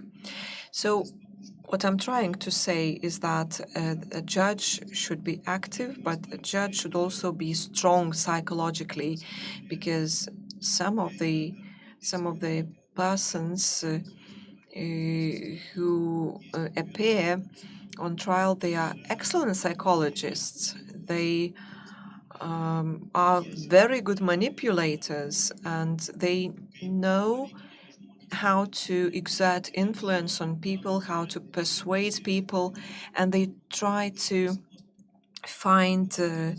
identify judges that will succumb to these manipulations. So I believe that judges need to receive training. We need to share experiences on how to avoid this influence and manipulations. Courts should also apply strict measures to persons who try to abuse their rights. If those measures were applied strictly, I believe that these manipulations would soon end. And, well, there are some effective measures in civil procedure, for example, for the failure to appear, etc. If the same measures were applied in criminal procedure, this would make proceedings more effective and would shorten them. Yes.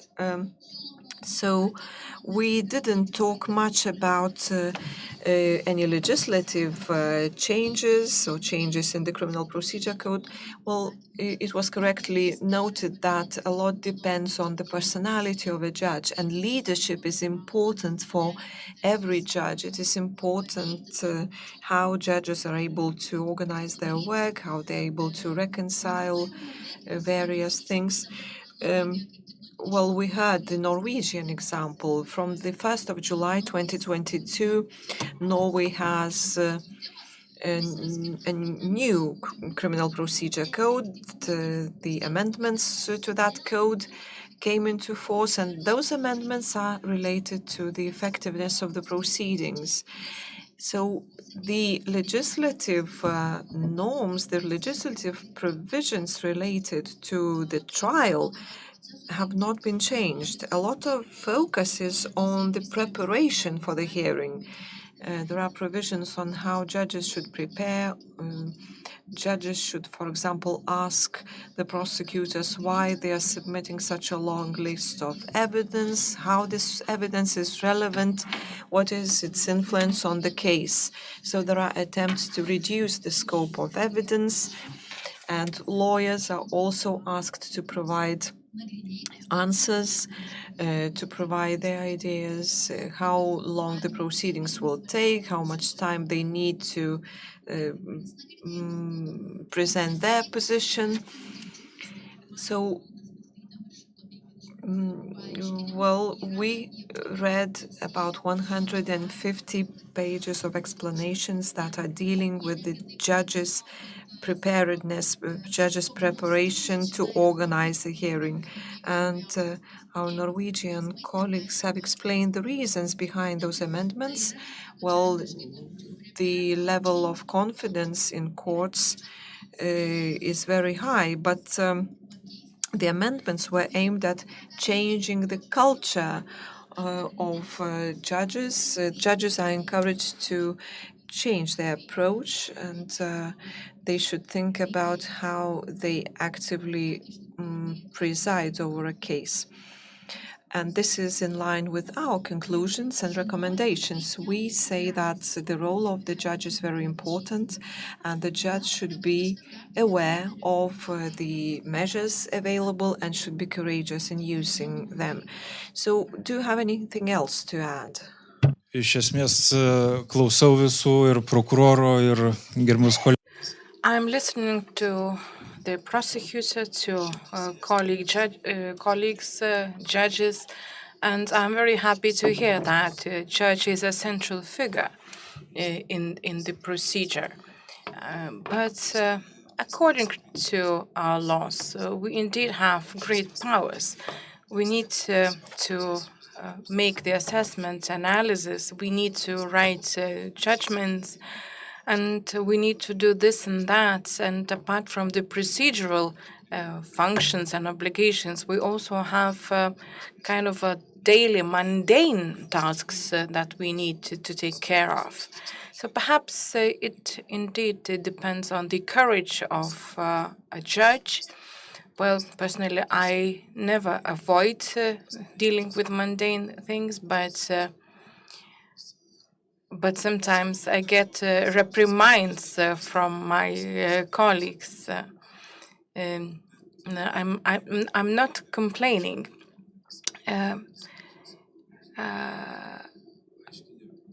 but I always take time to explain things within the procedural frame that is, or within the procedural limits that are allowed. Yes, during the focus group discussions, we talked a lot about these things, and those discussions were very interesting. And lawyers, especially, they said that from the very first minutes of the court hearing, they already know how much freedom they will have in the proceedings, because the courage of the judge can be, comes through very, very quickly, very early in the proceedings.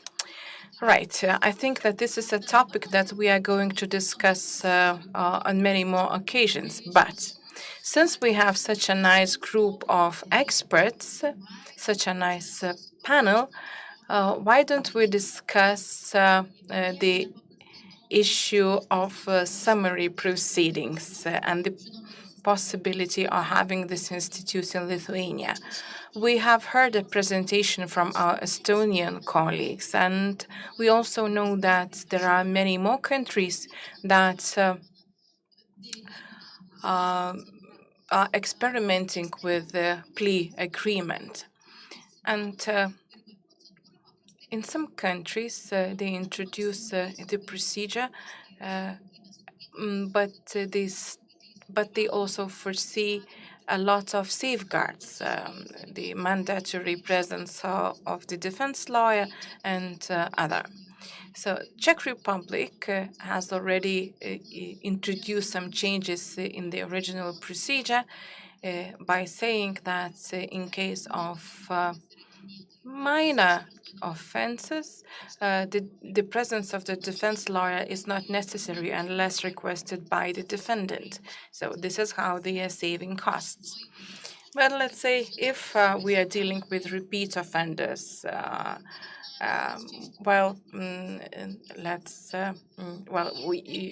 you know that indeed some of the offenders, repeat offenders, they already know all the procedural steps and they don't need defense lawyers anymore.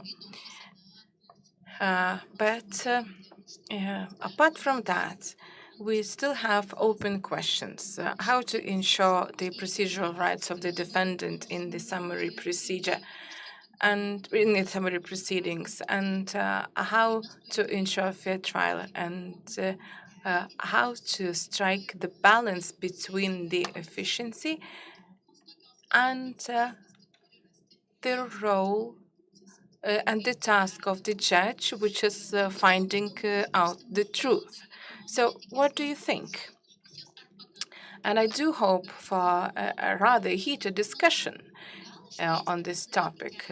Should we be satisfied with what we already have, or should we seek for other ways of improving the process? I will start from Rima, the judge from the Supreme Court of Lithuania. Thank you. I will respond to the discussion, or I will respond to what the prosecutor has said earlier. I will remind you of this story that repeated itself twice in 2010 and 2014, when the prosecutor's office prepared or drafted amendments to the criminal procedure code regarding the plea agreement. But these amendments never reached the parliament because it provoked a very negative response from the population of lawyers. And I will remind you of the key points of that discussion. The institute of plea agreement itself is a product of kind of a Latin law system. In the continental law system, we have active prosecution and learning the truth or establishing the truth in court. Also, according to our doctrine, we have to provide grounds and motives why the sentence is this but not that, and what are the grounds for giving this punishment, and so on and so forth. And the arguments have to be very strong.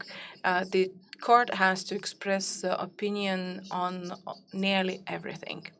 So in the states of general or common law states, we can talk about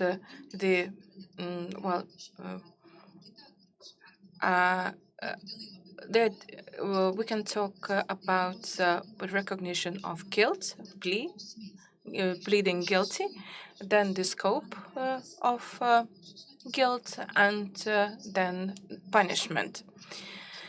And it is my belief that under our constitution and legal framework, we can only have a discussion on one element only, that is recognition of the pleading guilty. I believe that the studies that were conducted also prove to the fact that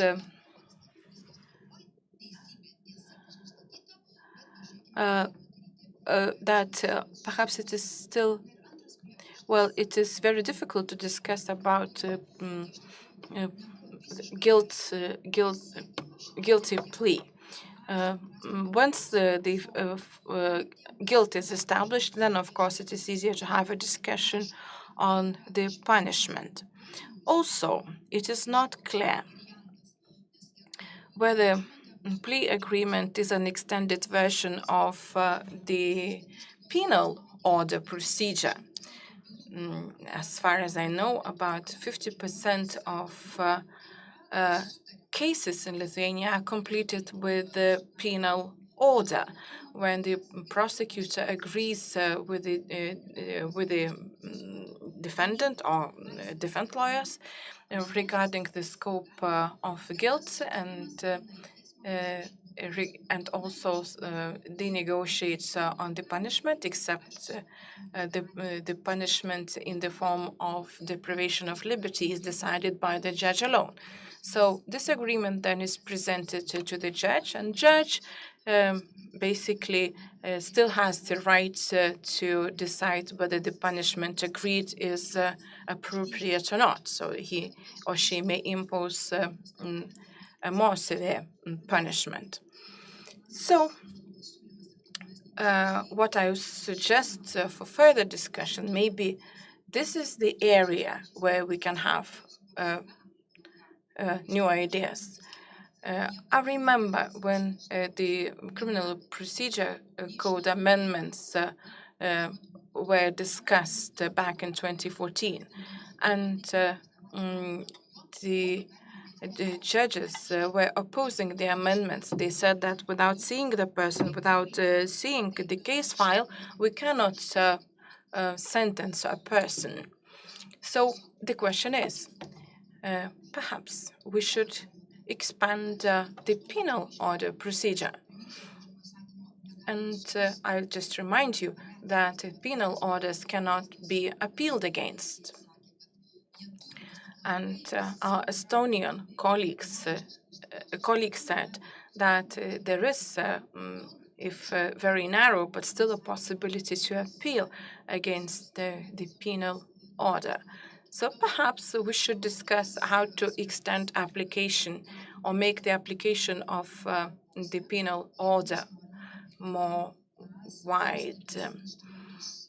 Also, we may discuss the instruments available to the state when it has to respond to grave offenses or to grave crimes, severe crimes, and whether the plea agreement would be, and how the plea agreement could be used in this context. We already have provisions that are applicable only in cases of the most severe crimes. For example, organized crimes. When certain members are relieved from punishment because they give evidence or they give statements against other members of the group. So, of course, then this is agreed behind the closed doors, not in public, not in open hearing. So perhaps this institute can be discussed as continuation of the instruments that I've just described. Maybe we could talk about a certain pilot project, how to use this instrument by not entirely relieving from punishment, but maybe just shortening the sentence that would be imposed otherwise. So the bottom line is, do we want an entirely new instrument, and what will be the added value in the context of the existing system? Or do we want an extension of the existing norms that would help us to deal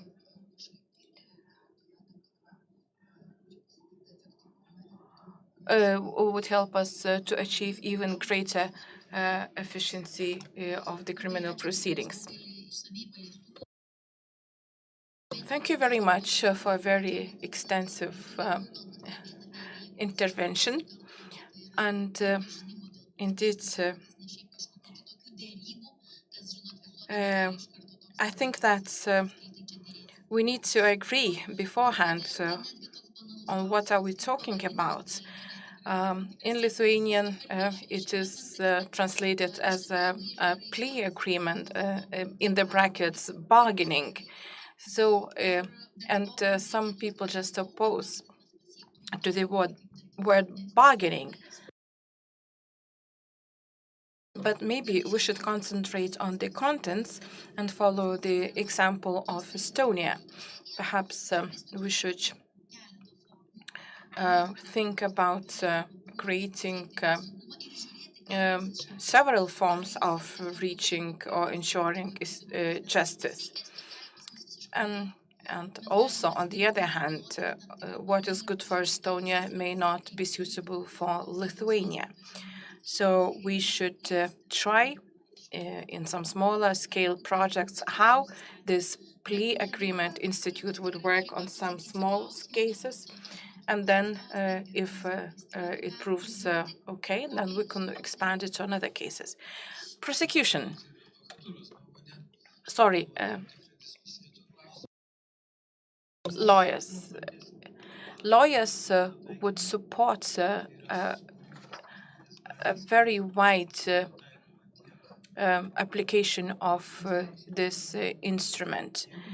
This instrument would be of great use for judging or for giving a sentence, and also, if possible, this instrument should also be applicable on factual evidence.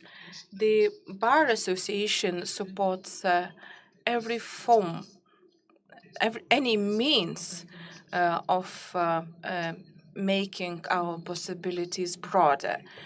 And how it will be done, it's a question of techniques, but it is necessary. And I'll give you an example. A week ago, you may have read that a Lithuanian national shot his partner in Canada. And there was a plea bargaining procedure, and the prosecution agreed with the defense lawyer to his imprisonment, to his life imprisonment. So, and that was a plea bargaining procedure. I'll just remind you.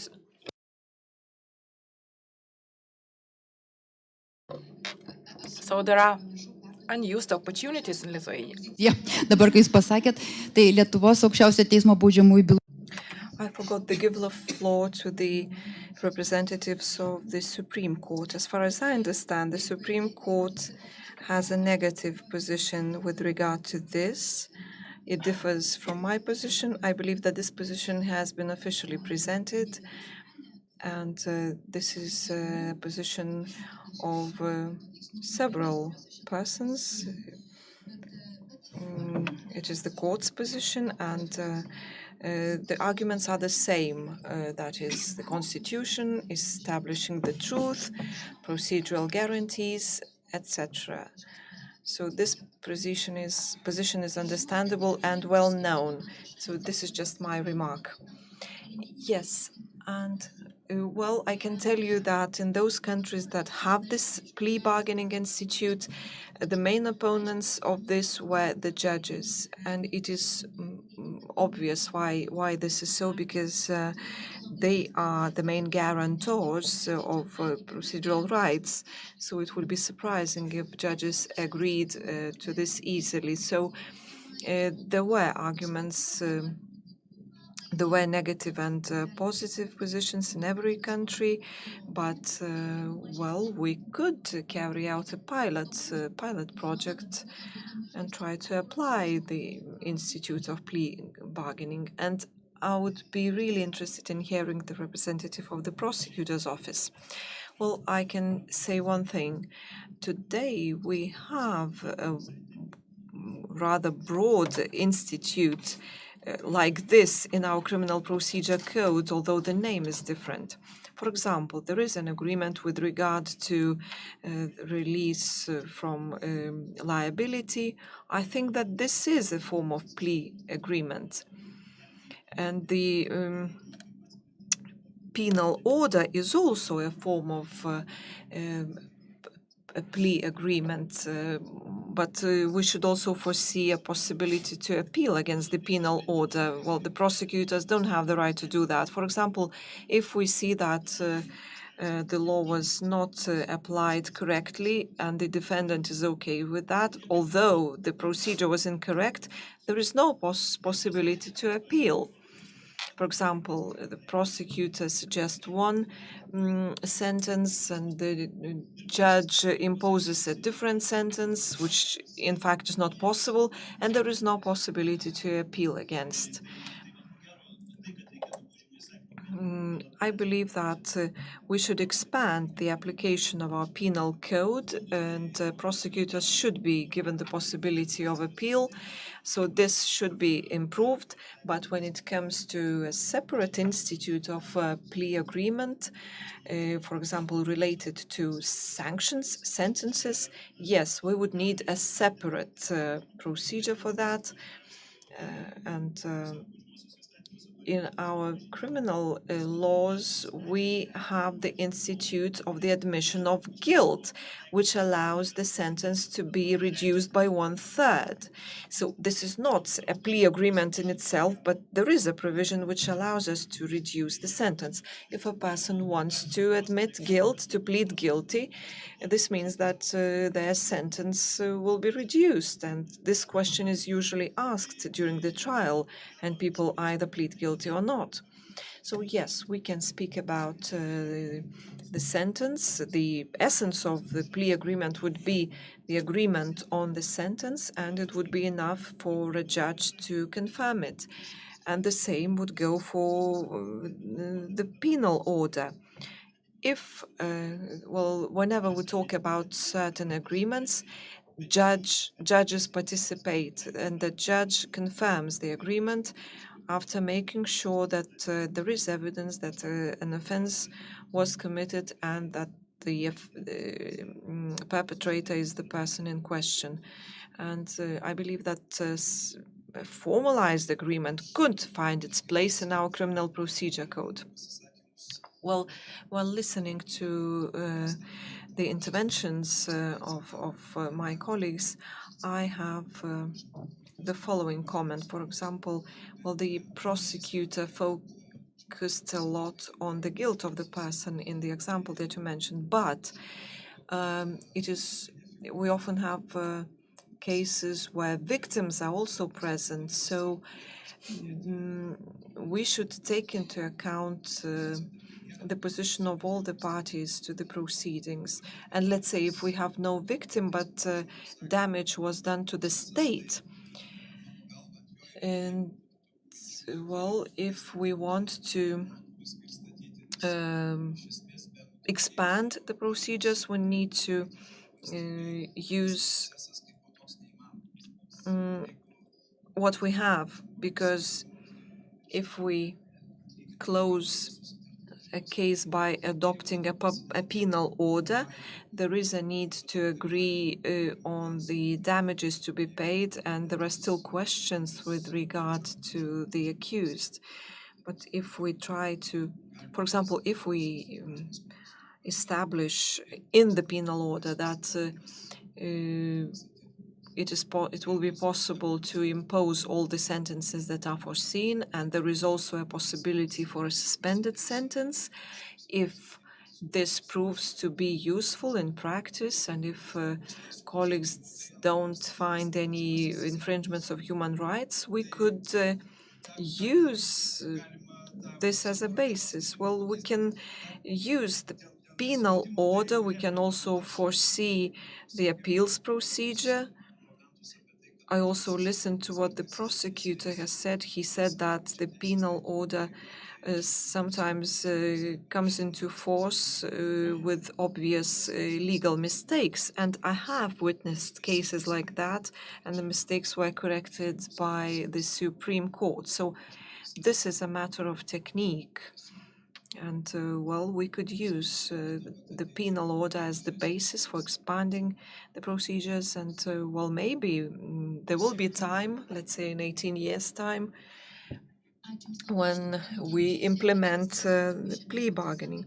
Yes, thank you very much. The position of the victim is also very important. It is important in terms of procedural rights. According to the Estonian procedure, plea agreements are not possible without the agreement of the victim. And, if this institute is implemented, victims would be able to obtain satisfaction faster. They wouldn't have to wait for years. Well, I think that we can finish our discussion on this issue because it is obvious that we will not find any solutions today. I will just say that there have been attempts to regulate this in the past, and maybe our society has changed and we could take this courageous step. We could carry out studies. We could also use the experience of other countries that have introduced this institute. The European Court of Human Rights has also had several cases where there were issues like this, but the court did not find any violations of human rights. So I believe that our role would be to persuade the society, and our society is changing, the culture is improving, the same as the judges' culture is improving. Okay, so we are really running out of time. We still have 7 minutes left. I had several questions related to the improvement of the organization of judges' work, but I will limit myself to one question only. It is addressed to all the participants, all the panelists. Do you see a possibility of reducing the scale, the volume of complex criminal cases? Because we carried out our study and we saw that, well, the cases are very large when it comes to indictments, evidence, etc. Do you think there would be a possibility to agree on certain standards in judges' work and the prosecutors' work? Of course, we can't limit the work of lawyers, but there are countries which have agreed that, for example, in this case, the number of documents or the length of documents will not exceed a certain number of pages. This is important. We see that with the propagation of information technologies, it has become very easy to copy large extracts of text. And for example, while you can run a search and then you can obtain quotes from various judgments. You can have 100 pages and everything will be put in one document with all the necessary references. I believe that this is a problem and this problem will only grow in the future. So do you see any possibilities without any legislative changes to limit the scope of material that is usually part of the case? Well, to reply to your question, I will first say that this is a relevant problem, and I try to solve it in a very simple way. I try to read what is really relevant. Well, because I can see that there are many procedural documents, but their text is the same. We have the jurisprudence of the Constitutional Court, which says that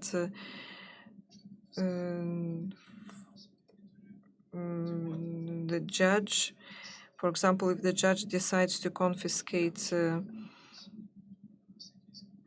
a sledge used in committing an offense, or if he decides to confiscate a similar object, he has to substantiate every decision, every confiscation decision. Okay, so I was mentioned by name and I will react.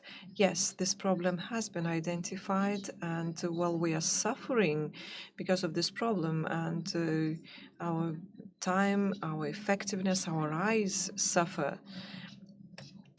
Several years ago, the Judicial Council initiated an internal decision. It is the internal document on the quality standards for drafting documents. So there are some requirements that the text should be concise. There should be no quotes, and the cassation instance should explain the rule briefly and apply it. So every instance has its own purpose, and they should implement their objectives. So yes, there are standards, and those standards and the implementation of those standards is part of the evaluation of judges. Judges are evaluated on the basis of their writing, on whether they are able to express their ideas concisely. But the judges are saying that if I have time, I am concise, but if I don't have time, I use computer programs. So this is another problem. So the more time you have, and the better, the more familiar you are with the case, the better you can write. Well, I can say personally that I really work on my texts. I try to shorten them, and I try to reply only to those questions that are asked. Yes, I can agree with Judge Rima.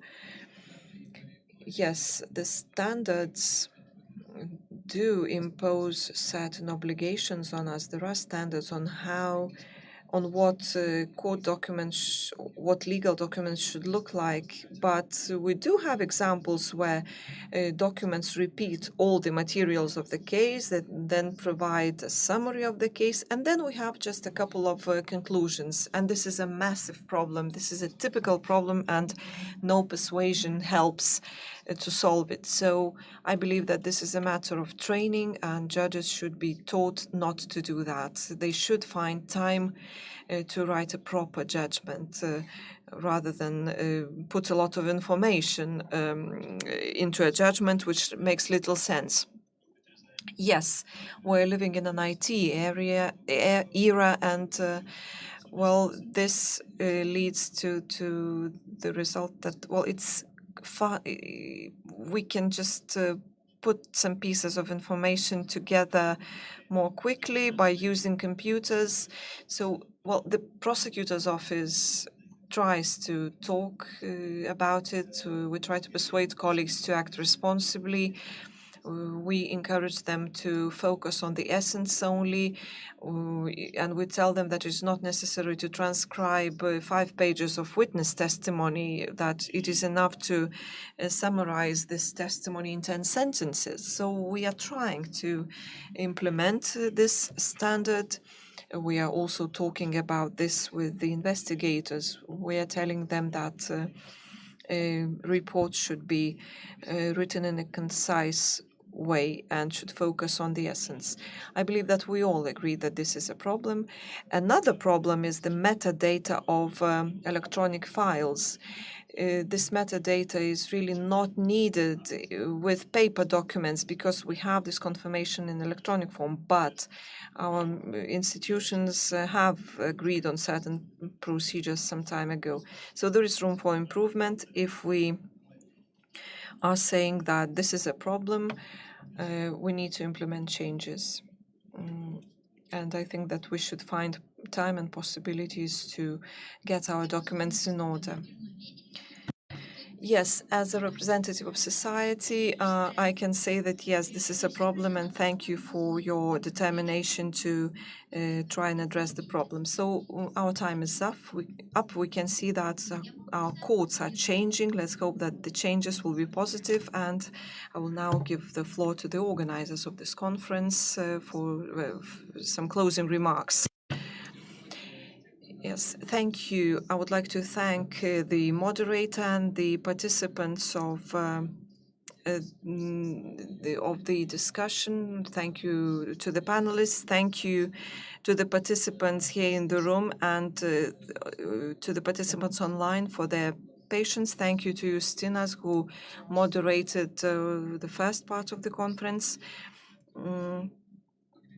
I would also like to warmly thank our main organizers, Petras, Giedrė, Ramune, and others who have contributed a lot to the organization of this conference and the entire process.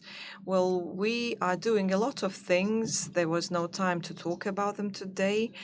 There will be more events, and please attend. So thank you very much and have a nice evening.